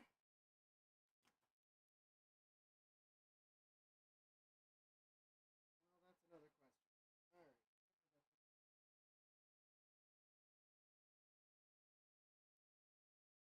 All right. Third air tag may be going on a PS2 keyboard.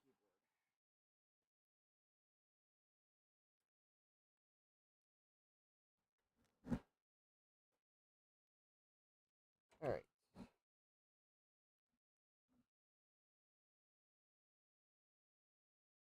Let's see if I can see which one's primary IDE. Oh, either this one or the one below it. Oh, this single board computer may have 3 IDE channels. That's something.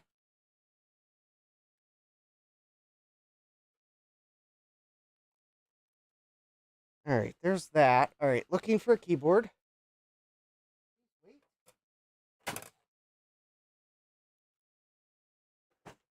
All right, while I look for the keyboard that I probably set off to the side a little too creatively, I did get I did finally decide on a mouse solution for my Atari ST.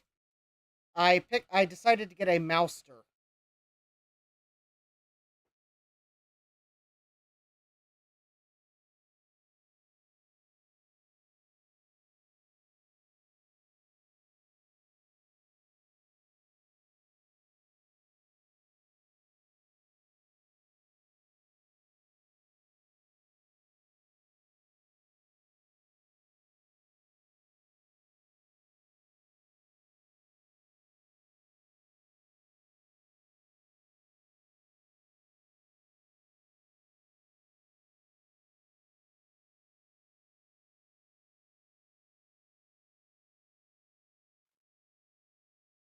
All right, where did I put that's an Apple keyboard.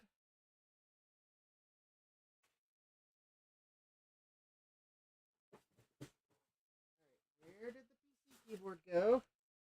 That's an AT keyboard. I'm looking for the PS2 one.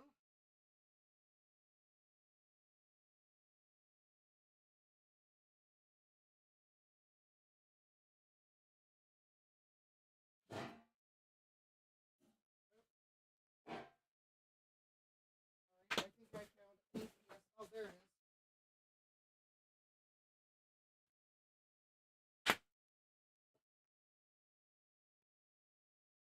Here we go.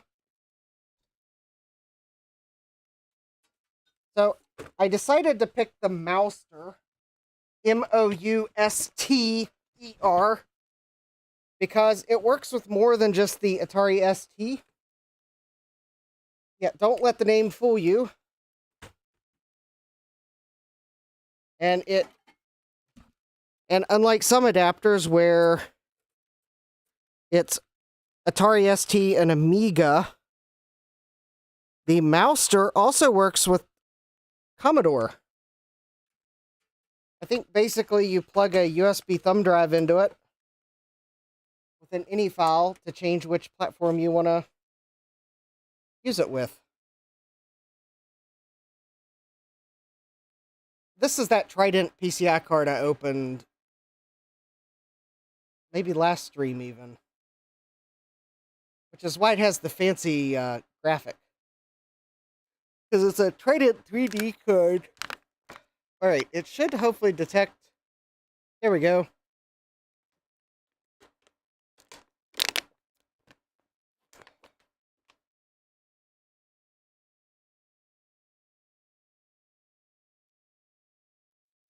Oh yeah. Let me restart and abort, not load config files so we can run benchmarks.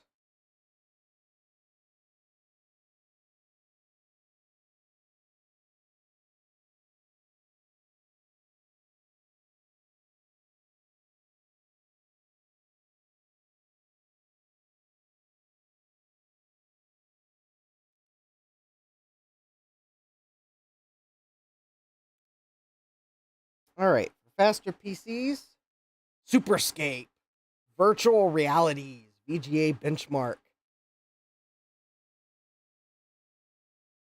121.4 frames per second. Look at that computer fly. Literally and figuratively. Alright. Chris's 3D benchmark, not to be confused with RetroTech Chris. Because if RetroTech Chris wrote this benchmark, it would be a floating LTE laptop.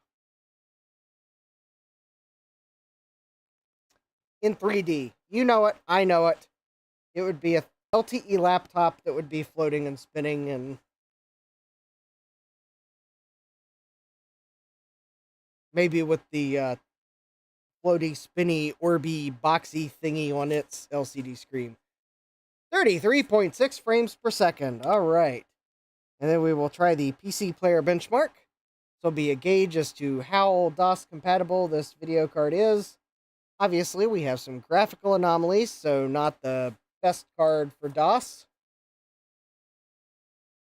And the benchmark score is not complete yet. My head's in the way. So I got to look over on my monitor to the side as soon as it finishes calculating. And we have a score of 18.0. Not bad, but those graphical anomalies are awful. All right, next up, Doom. This thing better fly through Doom. The Pentium 233 MMX.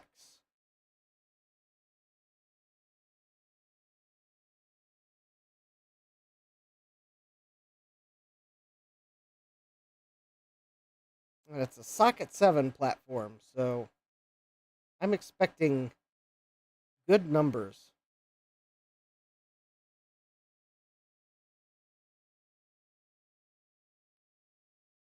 2134 game ticks and 1,000 real ticks. Ooh. That's not great at all. Okay, this Trident card's kind of awful. Alright, we're going to run the Quake time demo, the lowest resolution one. There we go. This looks like this might pull some better numbers.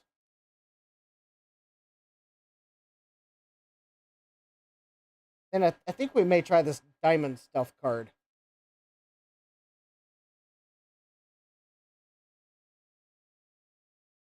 Alright, at the, 320 by 200 or whatever the resolution is, 43.9 frames per second. Alright, we will try the medium resolution. Alright, that does look like it's running at the correct resolution.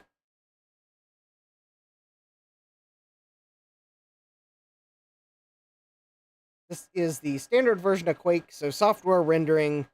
So I'm not sure Quake ever had any optimizations for Trident 3D cards, but it's definitely not using any optimizations. Thomas says Trident for reliability, not speed. Yes, that is true.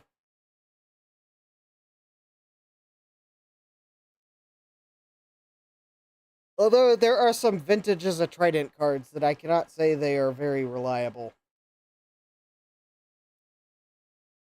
But at least the Trident PCI cards, the later ones, I can say that, yeah, they do seem to be pretty reliable. They're just not fast. Yep, 19.1 frames per second. And the high resolution, if this card will even run it.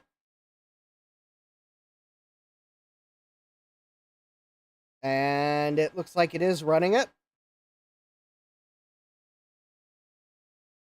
It kind of looks like it's chugging it.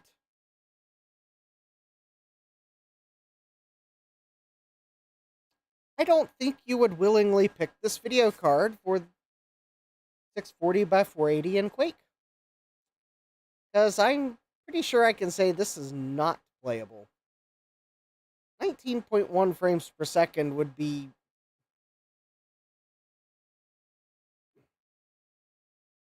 I mean, that's probably playable. I don't know that it's enjoyable. And it could be borderline for some scenes where there's a lot of... where it has slowdowns because there's a lot of things on screen.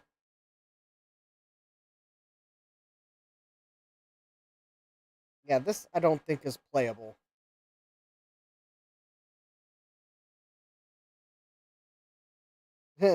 Thomas says it would be a long game. Yeah.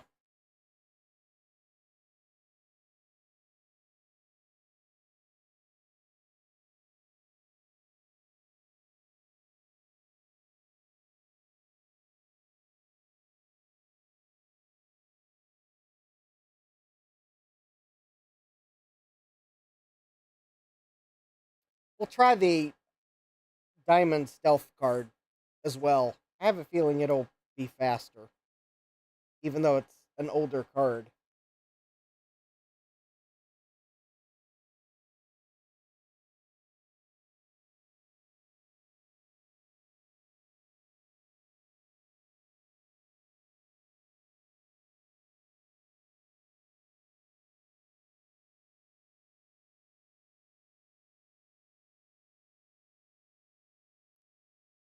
Although there is something I would be tempted to try. It might be pretty weird. We'll try it with this Trident card before we go to the Diamond card. Because this Trident card does have TV out.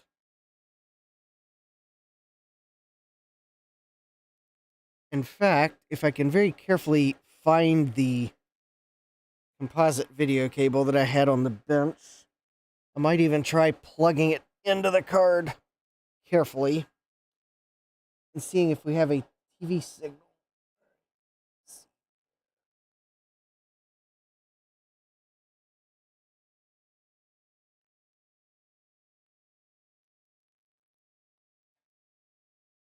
There we go.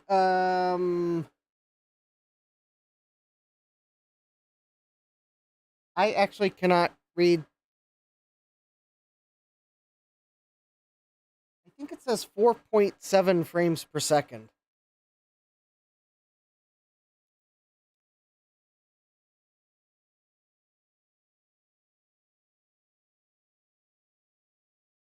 All right. I am curious. I don't think there's any other benchmarks we can really appreciably gain anything from, but I am curious. If I go to composite video,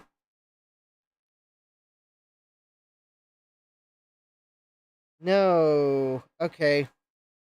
Oh, I bet you have to have the Windows drivers loaded. Okay, that makes sense. I thought that maybe it would mirror the output on the TV all the time, but no, I bet you have to have Windows drivers loaded. I guess we could run check CPU. Okay, we have Intel Pentium MMX 233 megahertz. And let's see how much cache we have. So it looks like we have 16K of level 1 cache and 512K of level 2 cache. That makes sense. Yep, I think that makes sense for the single board computer. And for socket 7.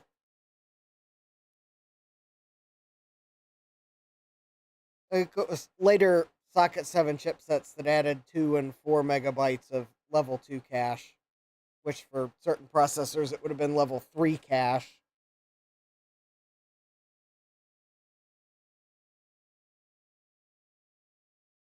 I don't know what chipset this is using, but it may not support more than 512K of cache.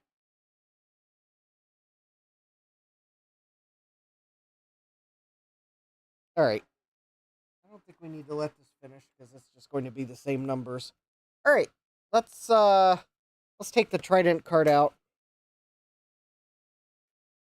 The Trident card was found lacking that need for speed that we have. There we go. The Trident 3D Image 975 with 4 megabytes of RAM. At least it works.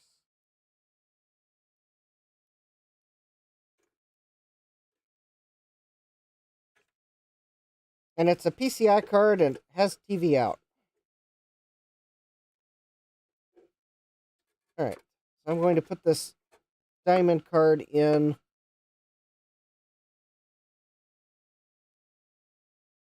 Hopefully.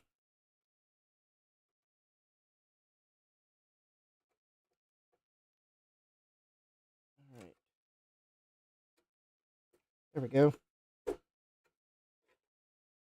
All right. So got the video card in. Because this single board computer has no onboard video. Because I purposely bought the version of it that had no onboard video.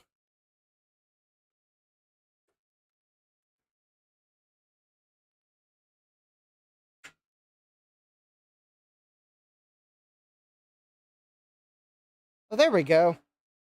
Must have just not had the single board computer seated that first time.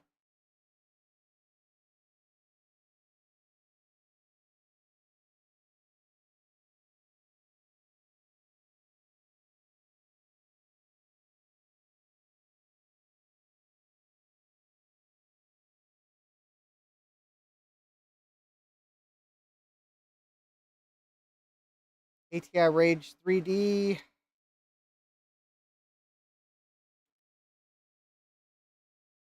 I'll have to. Uh-oh. Whoops. I think I bumped the keyboard. Oh yeah, I did bump the keyboard out.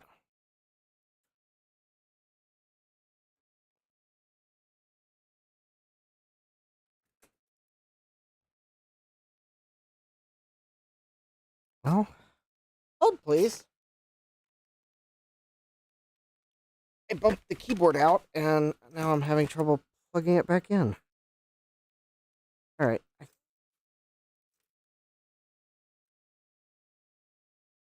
Oh wait, no, I didn't bump the keyboard out.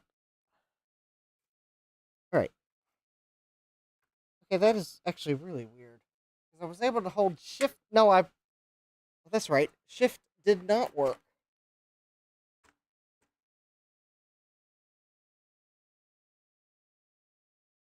We'll try an ATI Rage 3D another time. I'm testing eBay regrets that I did not test when I opened them. So these two video cards are ones I did not test when I opened them. Because actually, this single board computer I bought for, oh, there we go. I bought to possibly put it in my lunchbox PC.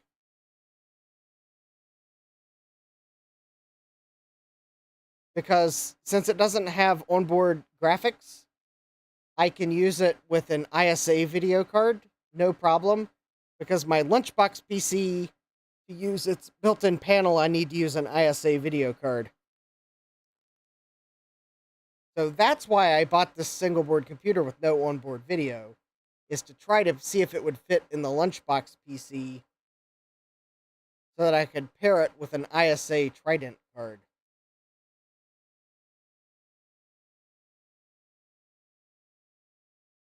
Oh wow, 2134 game ticks and 1224 real ticks.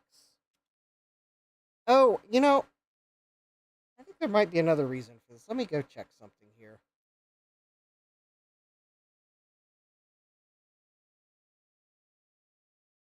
Let's go into setup. Let's load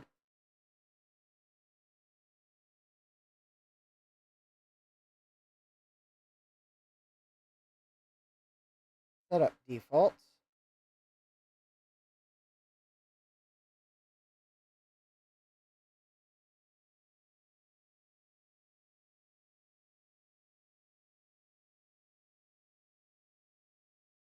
Internal cache enabled, external cache enabled. Yep.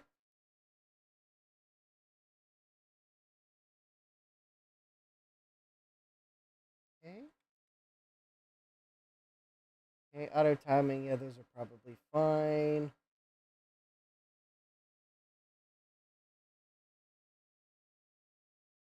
PCI 2.1 compliance. I don't know that that would have anything to do with speed. All right, that's disabled. Plug and play installed. No, that sounds right. Integrated peripherals. Yeah, that looks fine.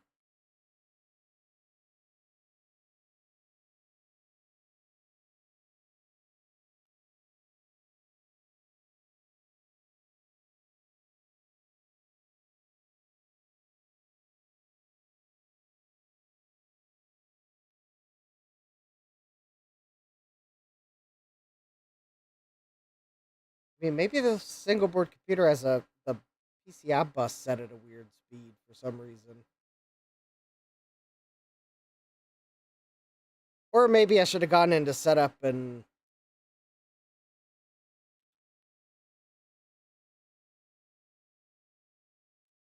loaded setup defaults. All right, let's see if Doom runs any faster now.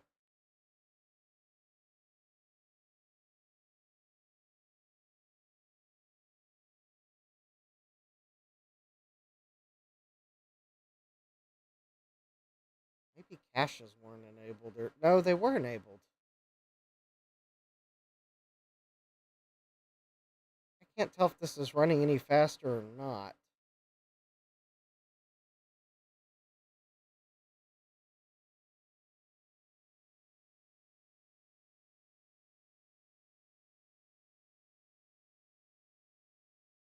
$21.34 game ticks and $12.25 real ticks. Okay, maybe it's not. All right, let's we'll run the. Whoops, I pushed the wrong one. That's the one for slower computers. So, flashing alert.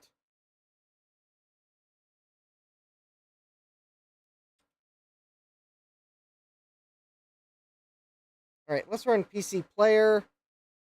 All right, so this video card is at least a better pairing with DOS. Note there's no graphical anomalies on the top and bottom of the screen. So this video card's probably a good one for DOS.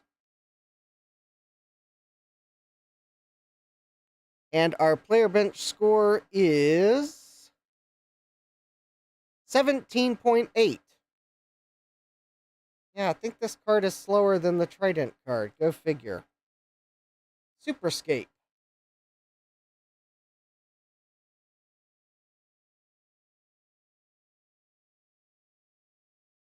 107.8. I think that might actually be a bit slower. All right, the Chris's 3D benchmark I meant to run.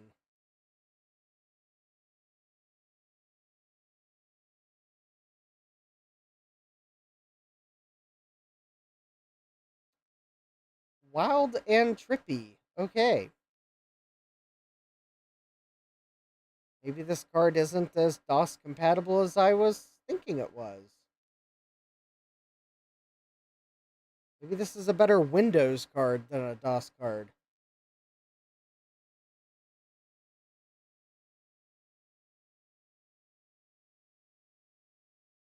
.5 frames per second. Well, if you say so. All right, so let's try the Quake benchmark.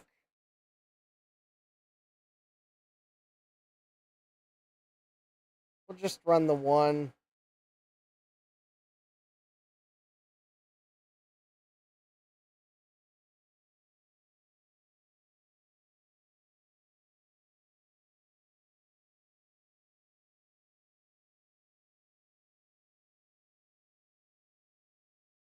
$47.2 frames per second. Okay, that might actually be close to the score of the other one.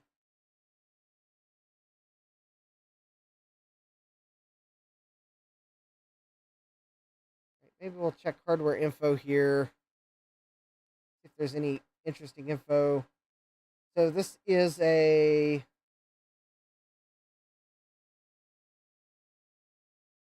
Intel TX chipset, 430 TX. All right. Video. Yep. Diamond Stealth 2500 with 2 megabytes of DRAM.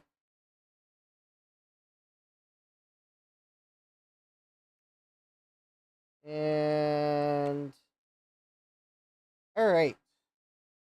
I have one other single board computer that I have not tested yet.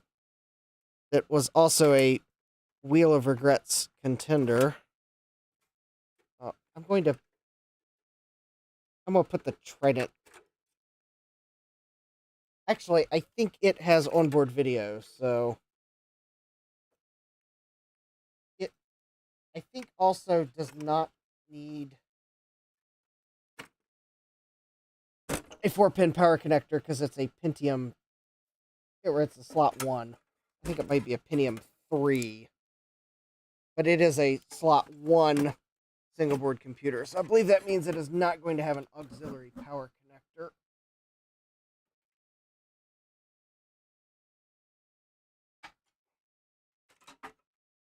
But I guess this is at least a good sign that this single board computer here works.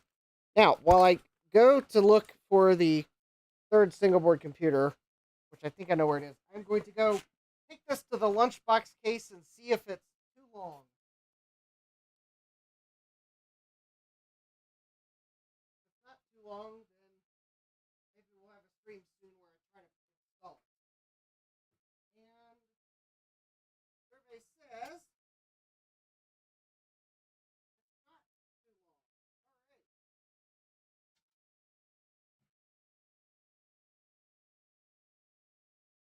All right. Very good. I'll have to dig out the backplane I bought for it. I've got it somewhere. But all right, we may actually try to put that in the lunchbox. Okay, let me grab the third signal board computer, and we'll use it to close out the testing on the screen because it's getting late.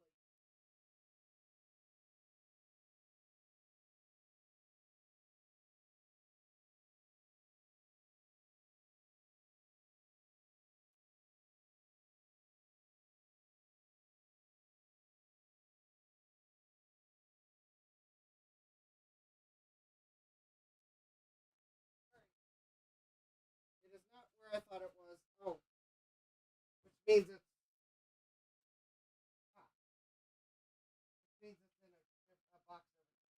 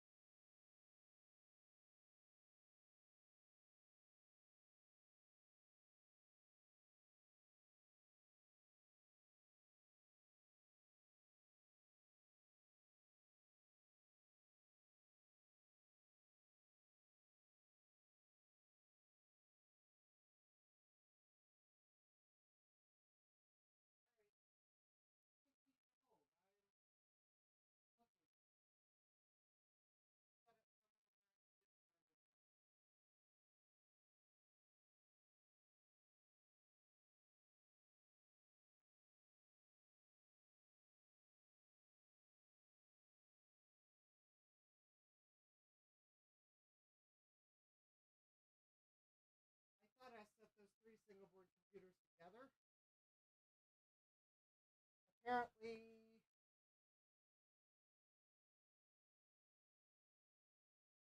that is not the case. I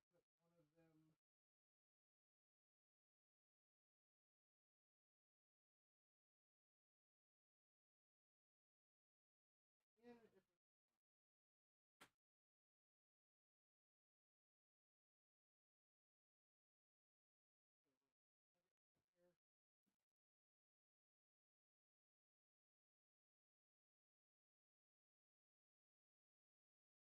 Oh, here we go. Here it is.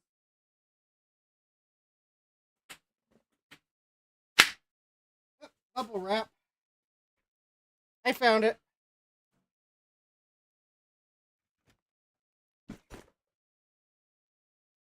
All right. This will be the last item of test for the evening. If it fits in the chassis, that is.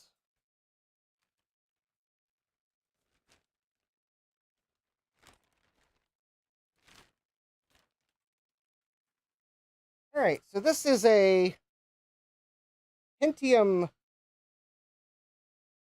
Oh, okay, this may have issues because I see a bulged cap on it, but we'll try it anyways. One bulged cap might not be a complete showstopper, but this is a Pentium 3.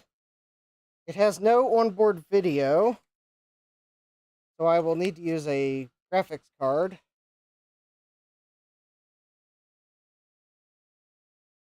And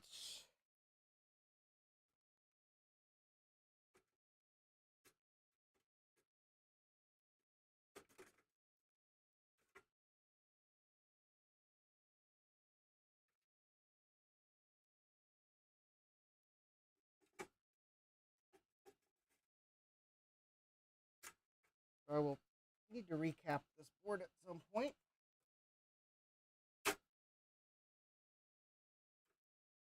I'm hoping that maybe it will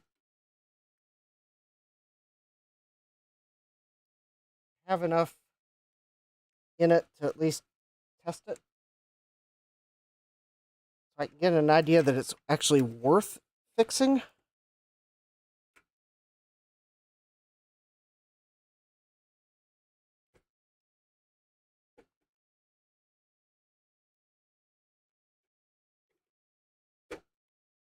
All right, there we go. Single board computer is in. All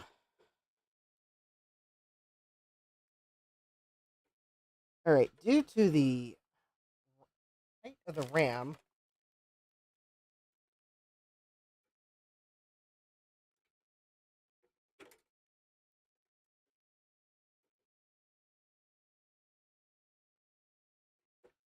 am I going to be able to get the Trident card in?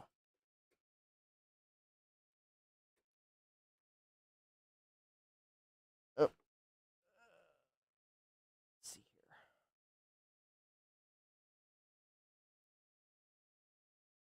Hold, please. All right.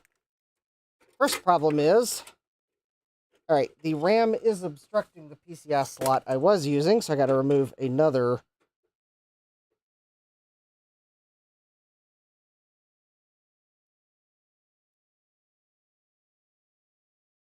Was looking to see if I had another video card I haven't tested, so at least I can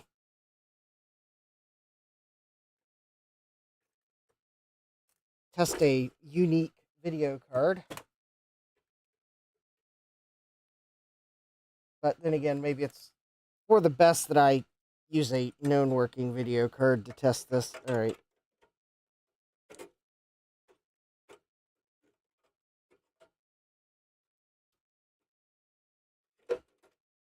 All right. So all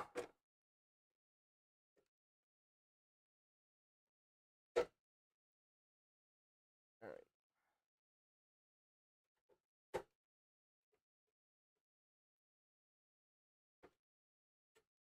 There we go. It may not be a screamer, but it's at least a known working card. All right, so I got the Trident card back in.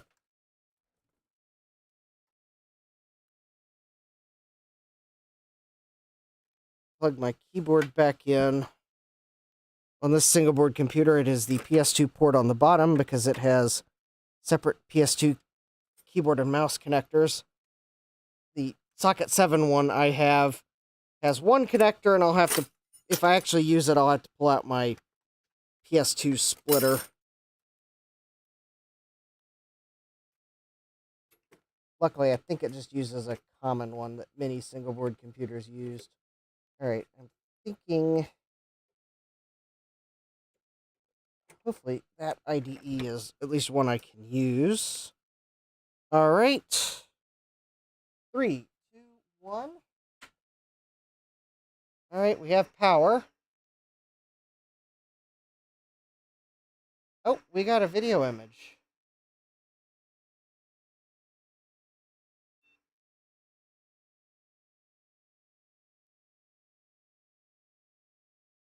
The AP686F single board computer. All right, let me load setup defaults. All right, BIOS features. Caches are enabled. All right, that all looks good. Chipset features. Yeah, that all looks good.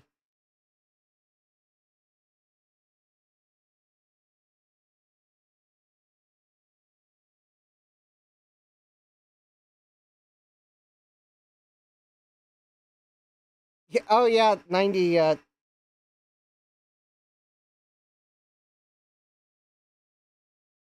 I suspect that was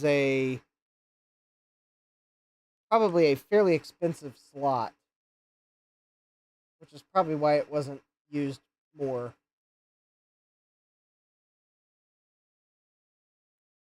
All right. But yeah, usually slot 1 single board computers use a 90-degree slot because otherwise it would take up like 3 or 4 slots. All right, we have 512 megabytes of memory. Please set up CPU host clock. Oh, interesting.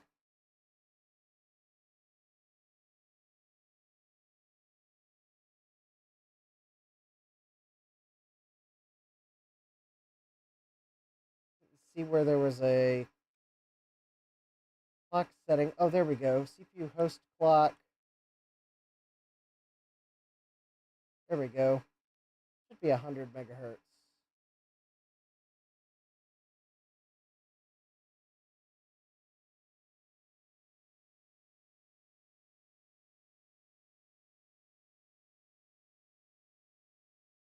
Actually, didn't the setup message tell me to use CASA 2?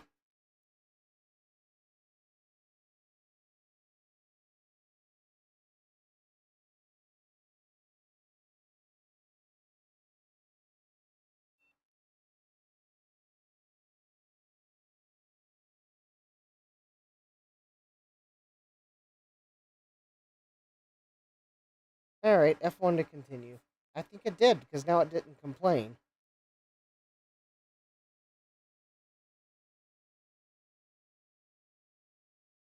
There we go.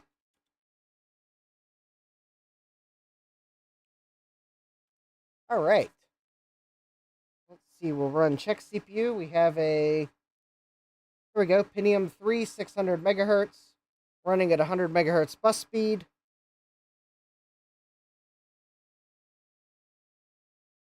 Mega says I've only seen that on dual slot 1 boards.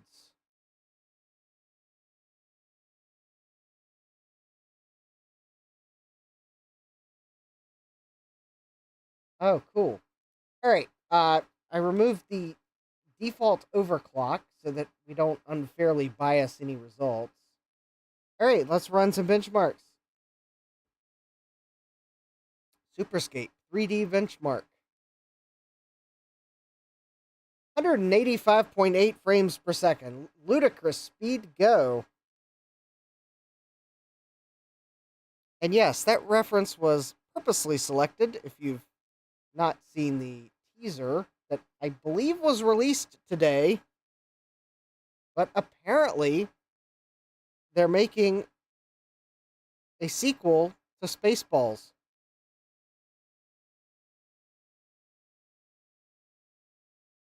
And even better, 43.3 frames per second. Rick Moranis is coming out of retirement to reprise the role of Dark Helmet. And Mel Brooks is going to reprise the role of Yogurt. Hi, Jack. Welcome.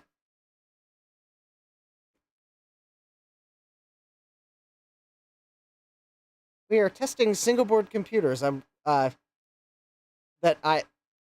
is one I hadn't tested yet. Hi, John. John's asking the search for more money. They have not announced what the tagline of the money is. Something tells me that it may not be that tagline. 23. Wow, look at that fly. Actually, it was even more jittery. Jack says, what is that flashing at the top and bottom of the screen? Something seems unhappy. I believe this video card is not quite DOS compatible, or compatible with the way DOS programs like to write to video memory. I think that's the problem. Jean-Francois.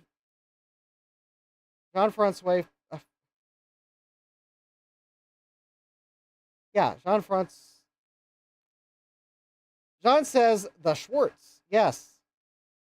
I don't know why I'm tripping over your name tonight. 2134 game ticks and 929 real ticks. Awesome. Kind of expect a little better from a Pentium 3600, but well, I'll take what we can get. It is a Trident card.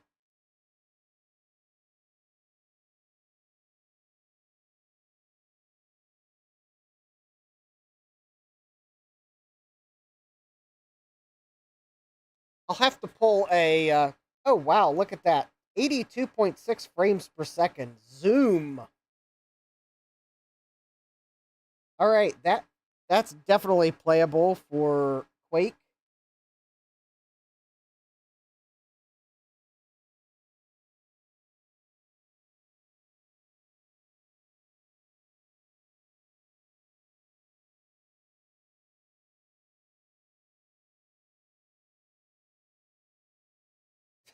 John says Mel Brooks is 99 on June 28th. Holy moly, yeah.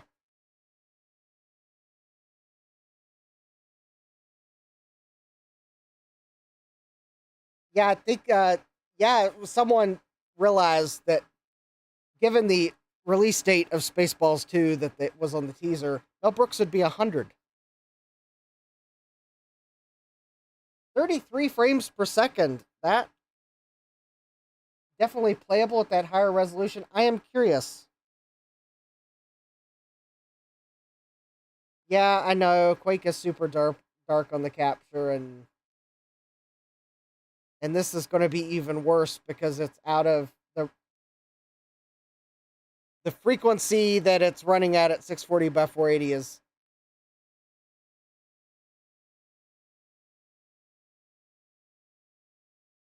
Yeah, and it's Quake. I don't know what it is about Quake, but there's something about Quake that my scaler just cranks the darkness down. I wonder if it's the gamma that Quake is running at. Because on my multi-sync monitor, it doesn't look that dark, but my scaler just does not like Quake. Everything else is fine on it seems like. Maybe I should... You know, that's something I should try at some point. I've got an Extron scaler. Maybe I'll just have to have another test stream where I test more stuff I haven't tested yet, and the Extron scaler might be the first to come out on the bench. I wonder if the Extron scaler would handle Doom or Quake any better than this Atlona one. But we're going to be out of time here after these benchmarks. Okay, I'm not sure this benchmark is going to prove this is a playable frame rate.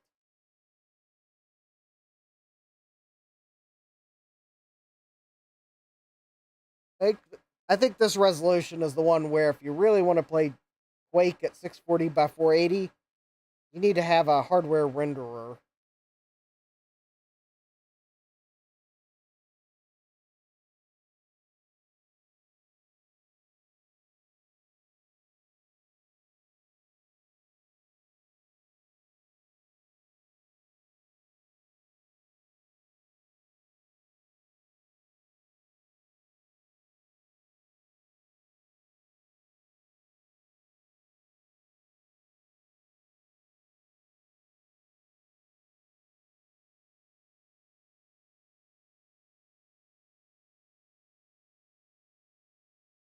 Because you could, well, other than the fact my scaler is butchering Quake,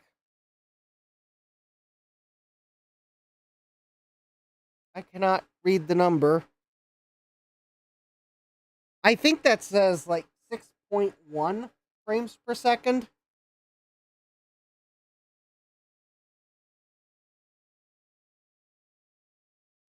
Vega says DOS Quake struggles even on good hardware at 640 by 480 and above. Yeah. All right, we'll run Landmark. Oh, that's not the one I wanted to run.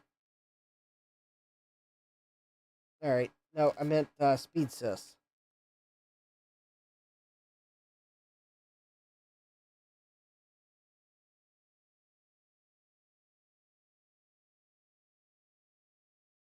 Oh, if I read it right, I think this single board computer may be year 2000 compliant. Yay. Oh, well, that's good. It actually benchmarked as a Pentium 3 600, so it benchmarked as what it is. Yay! 512 megabytes of memory. So I will have to admit, I bought this single board computer partly for the processor, because it is a Capmy 600 megahertz processor. I am going to I'm going to take the processor that is in the single board computer and put it in a different board. And in return, I am probably going to I may make this a Pentium 2 single board computer, because I already have some Pentium 3 single board computers, although they're not slot 1. Or I may take the Pentium 3 that's in the computer that I want to put the 600 megahertz in. I may just put that processor in this single board computer. But I've got a computer, and I wanted to put the fastest Pentium 3 that it'll support in it. And I'm trying to remember which computer it is. There we go. There's the benchmarks.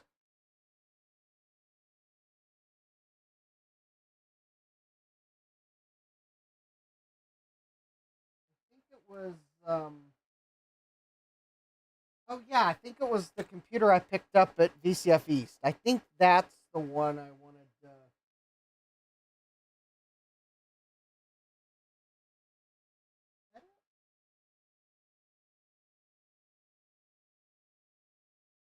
Yeah, because I'm thinking that's it.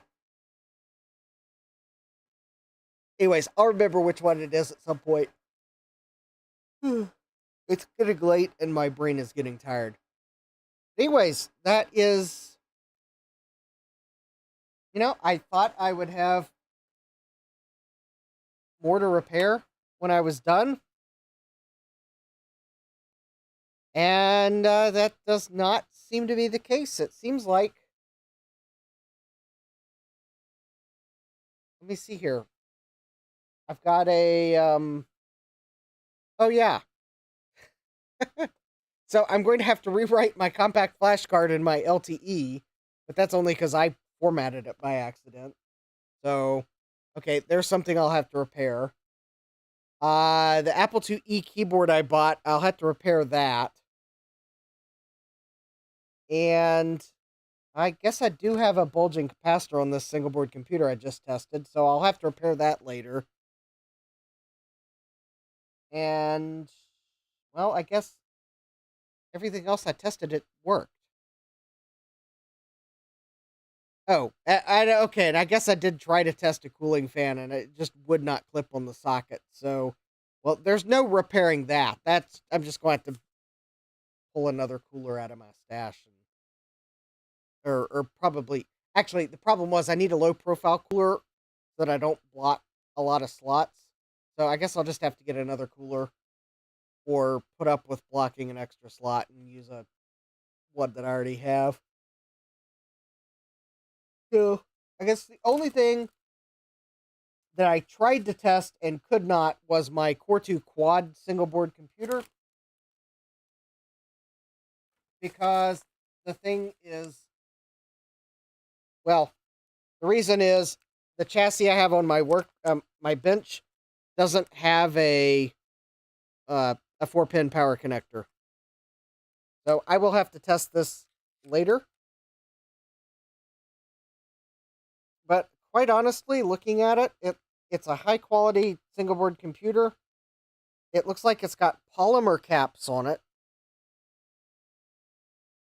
Like, I think all the capacitors in the power supply area are polymer caps, because they all have purple bands on them. So actually, I think this single board computer stands a really good chance of just working. Well, the seller sold it as tested working. Anyways, it's Core 2 quad. I don't remember if it's the 9500 or 9600. And it has 4 gigabytes of RAM. And yeah, this heatsink is a beast.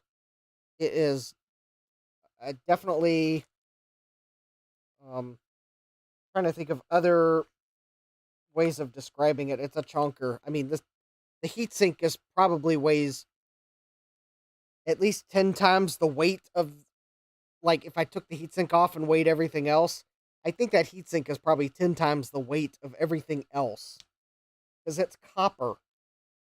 I think it's a solid copper heatsink. I mean, this would have been probably a very expensive single board computer when it was new, and I think I paid $40 for it. So, like I says, do they have vents at the top? Oh, and this heatsink, no. This heatsink does not have vents at the top. I think it's designed to...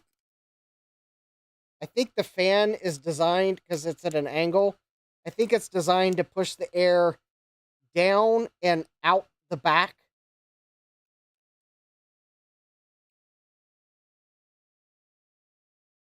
Maybe it's a 9600. Yeah, Jean says, I had a 9650 many years ago. It was good for the time. Yeah, I think I bought that single board computer because, was it Phil's Computer Lab or Budget Builds Official? I can't remember which channel. One of them bought a mystery motherboard from somewhere. I don't think it was eBay. It might have been eBay though, but it might have been like one of the British places that sells cheap hardware. I can't remember. It might have been eBay. Anyways, I think it ended up being a Core 2 quad system. And it was like, for DOS gaming, it's like the newest system you can really use and still play DOS games. That in like with PCI and ISA and whatnot. And something like that. I remember watching it. I was like, yeah, that seems like a good platform. Maybe I will spring for one. And then I just happened to find this single board computer from the Michigan eBay seller I bought a couple things from. They had a whole bunch of them, and they were like, I think I got an offer like $40 on it. Maybe it was $38. It was like a little over 40 with shipping and tax. No, it was free shipping, I think. A little over $40 after tax was added. Anyways, I sprung for it. Core 2 quad. Was like, okay, I think I could go for that. And the fact that it's on a single board computer means I can swap it out with other single board computers. John says, yeah, it was my last motherboard with an ISA slot. So I was like, okay, I think I can go for that. it's a little newer than I would usually dabble with in the channel, but the fact that you can run it with an ISA slot and it still natively supports it definitely makes things easier. I mean, sure, it's cool. It's a Core 2 quad. So it's kind of like, I guess I also justified it in that it's kind of the first of the generation after I kind of consider the Macs that I like to dabble with. So it's kind of the stage of this is what came right afterwards. So anyways, I picked one up because it's got native ISA support. So I can still use sound cards and whatnot. Anyways, I think that's about where I'm going to draw the stream to a close. Very successful stream. Not as many repair items as I thought we'd have. I think I'll do another one of these streams soon because I have a couple other things that I haven't tested yet that I'd like to test. I mean, we got this single board computer. I think I've got a processor or two. That 2GS scanner that I bought, I'm thinking that may be its own stream because that one I'll have to set up. That's going to be more than just I can simply plug it in and it works. Jack says 2GS scanner. Ooh. No, it's not SCSI. It's proprietary connector. But I have the card. The 2GS I bought from Tom Barber has the card for that scanner in it. So I found the scanner on eBay. It was missing the Apple II card in the box, but it has the PC ISA card in the box. So, and it has the software for at least one of the two platforms in it. The other one, the software's been archived. So I can actually try that scanner on both Apple II, probably Apple II GS, and on PC, and could actually do a side-by-side which is better.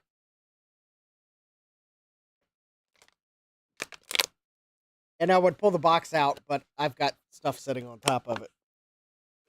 So that'll be for another time. Jack's asking, what in the world could the resolution of this scanner be? 150 by 150 DPI. Let me see if it says on the box. Oh, it claims it can do 400 DPI.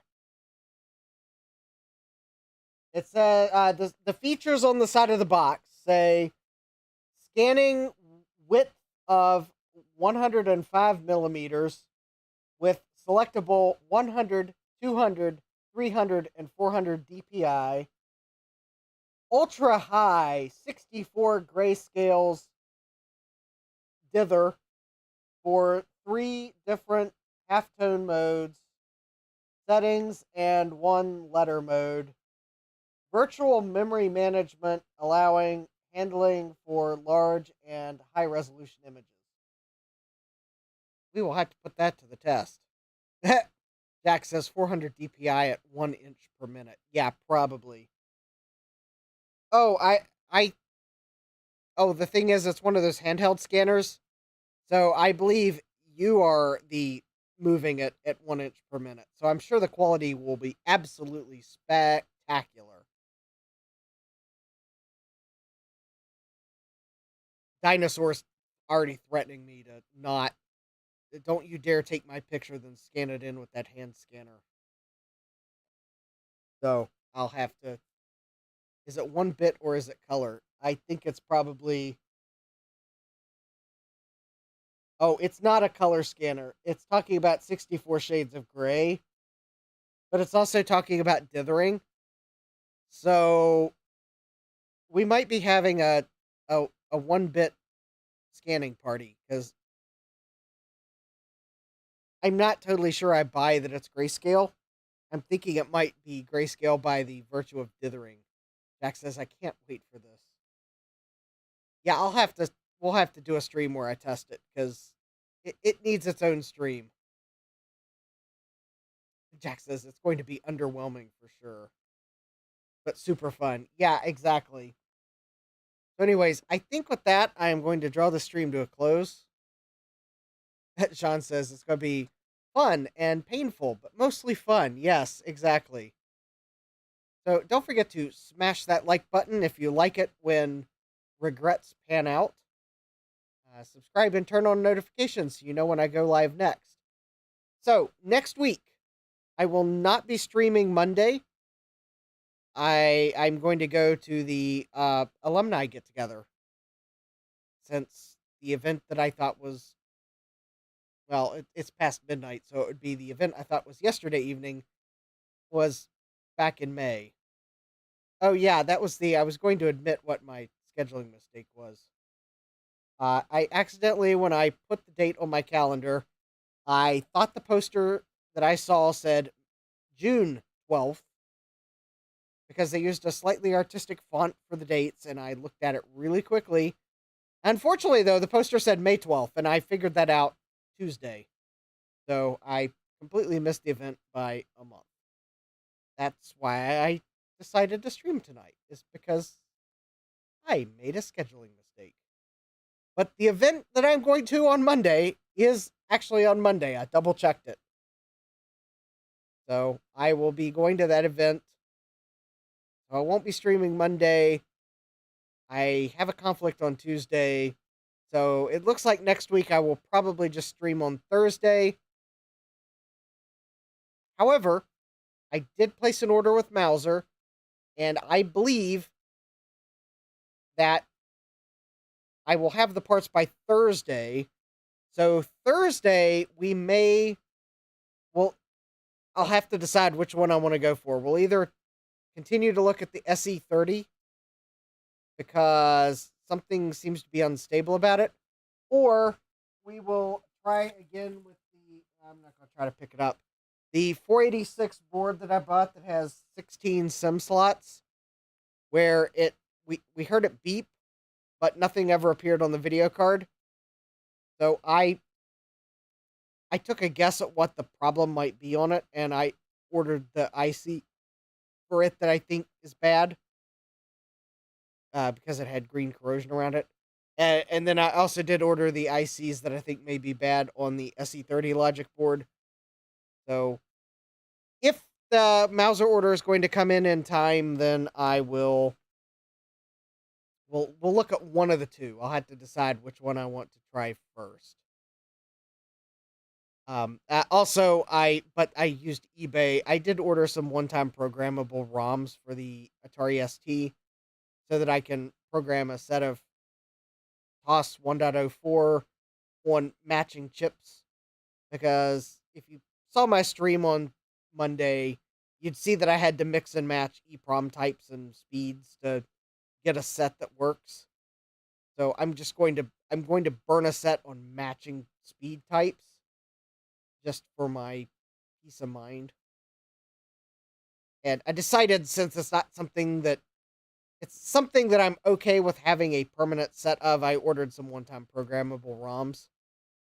Because even if I decide to swap in a different version of TOS into the ST, I mean, I think having a set of 1.04 ROMs is a good idea.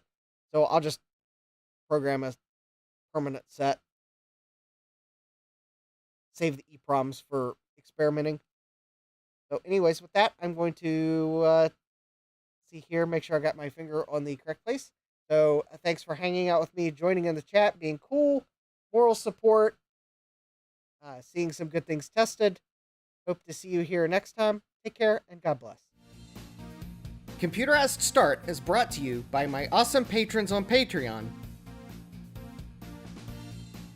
and by your tips and memberships on Ko-fi. These and other channel supporters make my live streams possible. You too can become a channel supporter with tiers starting at just $1. Don't forget to smash that like button. And if you've liked what you've seen, subscribe and turn on notifications so that you don't miss the next video or live stream. And as always, thank you for all your support. I hope to see you next time. And until then, take care.